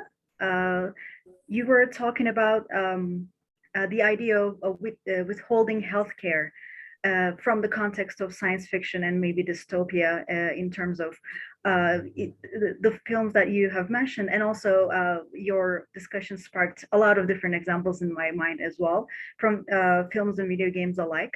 I was wondering if you know of any other examples. It could be film or literature, of course, where it's not a generalized lower class that is being marginalized in this way, but it's particular marginalized groups that are marginalized in the United States right now from the context of science fiction that are they cannot access healthcare because of certain governmental issues. And like I said, not just because most of these movies, we always see these white protagonists, heterosexual protagonists. So I was wondering if you could, if you had any knowledge of that, or what would be your comments on that? This is a very interesting question, because my interest was primarily about economics and socioeconomic level and stratification. But if you just bring it to the minority or disadvantaged groups, this takes into account, the LGBT, but also race, and other kinds of stuff. Nothing that comes to mind at once, but I think there's been a great deal of interest, especially in terms of ethnicity. Ethnic. I think the LGBT is kind of lagging behind. We hear about Netflix, but I think mainstream Hollywood still just does not deal with that kind of stuff very much. But in literature, in more liberal environments such as Netflix and more controlled environments, we can find very interesting examples. But mainstream cinema, I think, is primarily focused on, just like in Onur's presentation. I think race is a more important issue, especially in terms of just like the Get Out film is a very interesting example. And there are some others, there may be some other titles which, in terms of race, nothing comes to mind at the moment, unfortunately. But still, I think superheroes or some kind of Marvel stuff, because there's a great deal of inclusion of different diversity and also ethnicity in these kind of works. So these people are actually, you see, are transformed people. In one sense, they are trans people. I'm stretching the term, but Spider-Man and all kind of superheroes can be interpreted as a kind of somebody who transgressed our generally accepted normality. So each of them could be actually interpreted as a kind of different individual. And considering the fact that each of them could also be interpreted as a kind of different ethnicity, different sexual orientation or preference, whatever the correct term is, I think these kind of Marvel comics or superheroes are very kind of rich. All of these works, they could be interpreted as people, well, despite the fact that they are superheroes, they are actually, in one sense, they're minority. Despite the fact that they have superpowers, but at the same time, they can't live just like a normal person in society. And most of them have, something that makes them disadvantaged. That is, they have a kind of inner psyche, which has problematics. They have suffered trauma. They have experienced great deal of difficulties. So even these superheroes could be, all of them, in one sense, could be reinterpreted just like your, in line with your expectation. But other than that, I'm thinking really hard to, and other than that, Get Out and anything science fiction, nothing comes to mind, unless we stretch the terms very, very much. So that's what I can say about this at the moment. Thank you so much for your answer. Can I ask something? Yeah, what Aiden's question reminded me, this is not necessarily a movie about American society, but there's this movie called District 9, where you have, I think, Neil Blomkamp's movie about this South African society. South African family. Yeah, and you have indigenous population sort of being driven outside of the central urban area to the periphery. And they also, I think, if I remember correctly, were having a lot of problems with central government. And also Chappie also, I think, is another Blomkamp's movie also probably could talk about this.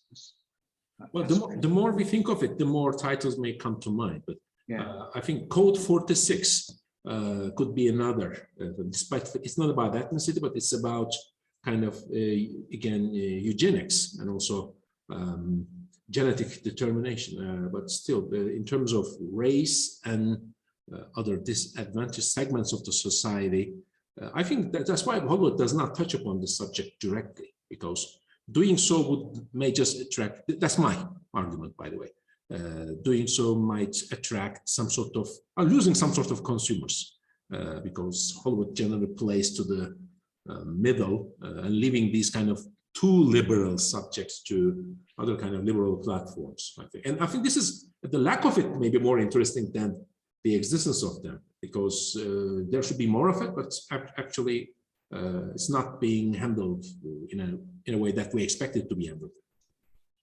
Yes, this was not a good, fulfilling answer to your question, but maybe a different way to think about it.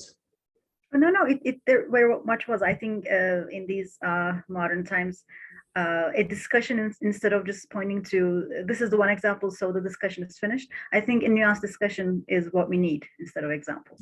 Thank you so much. Thank you. Any other question, comments?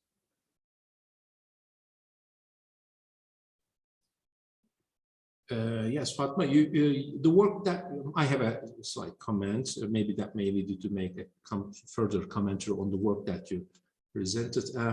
This local color, aside from my joke, and the work is, can you say that the works that you're dealing with are just kind of minority thing, or do you think they have also become mainstream? So that means they are attracting a great deal of interest. So these are now the what the public demands to see more of it, or are we still talking about these kind of things as a kind of, well, intellectual, romantic, eccentric works?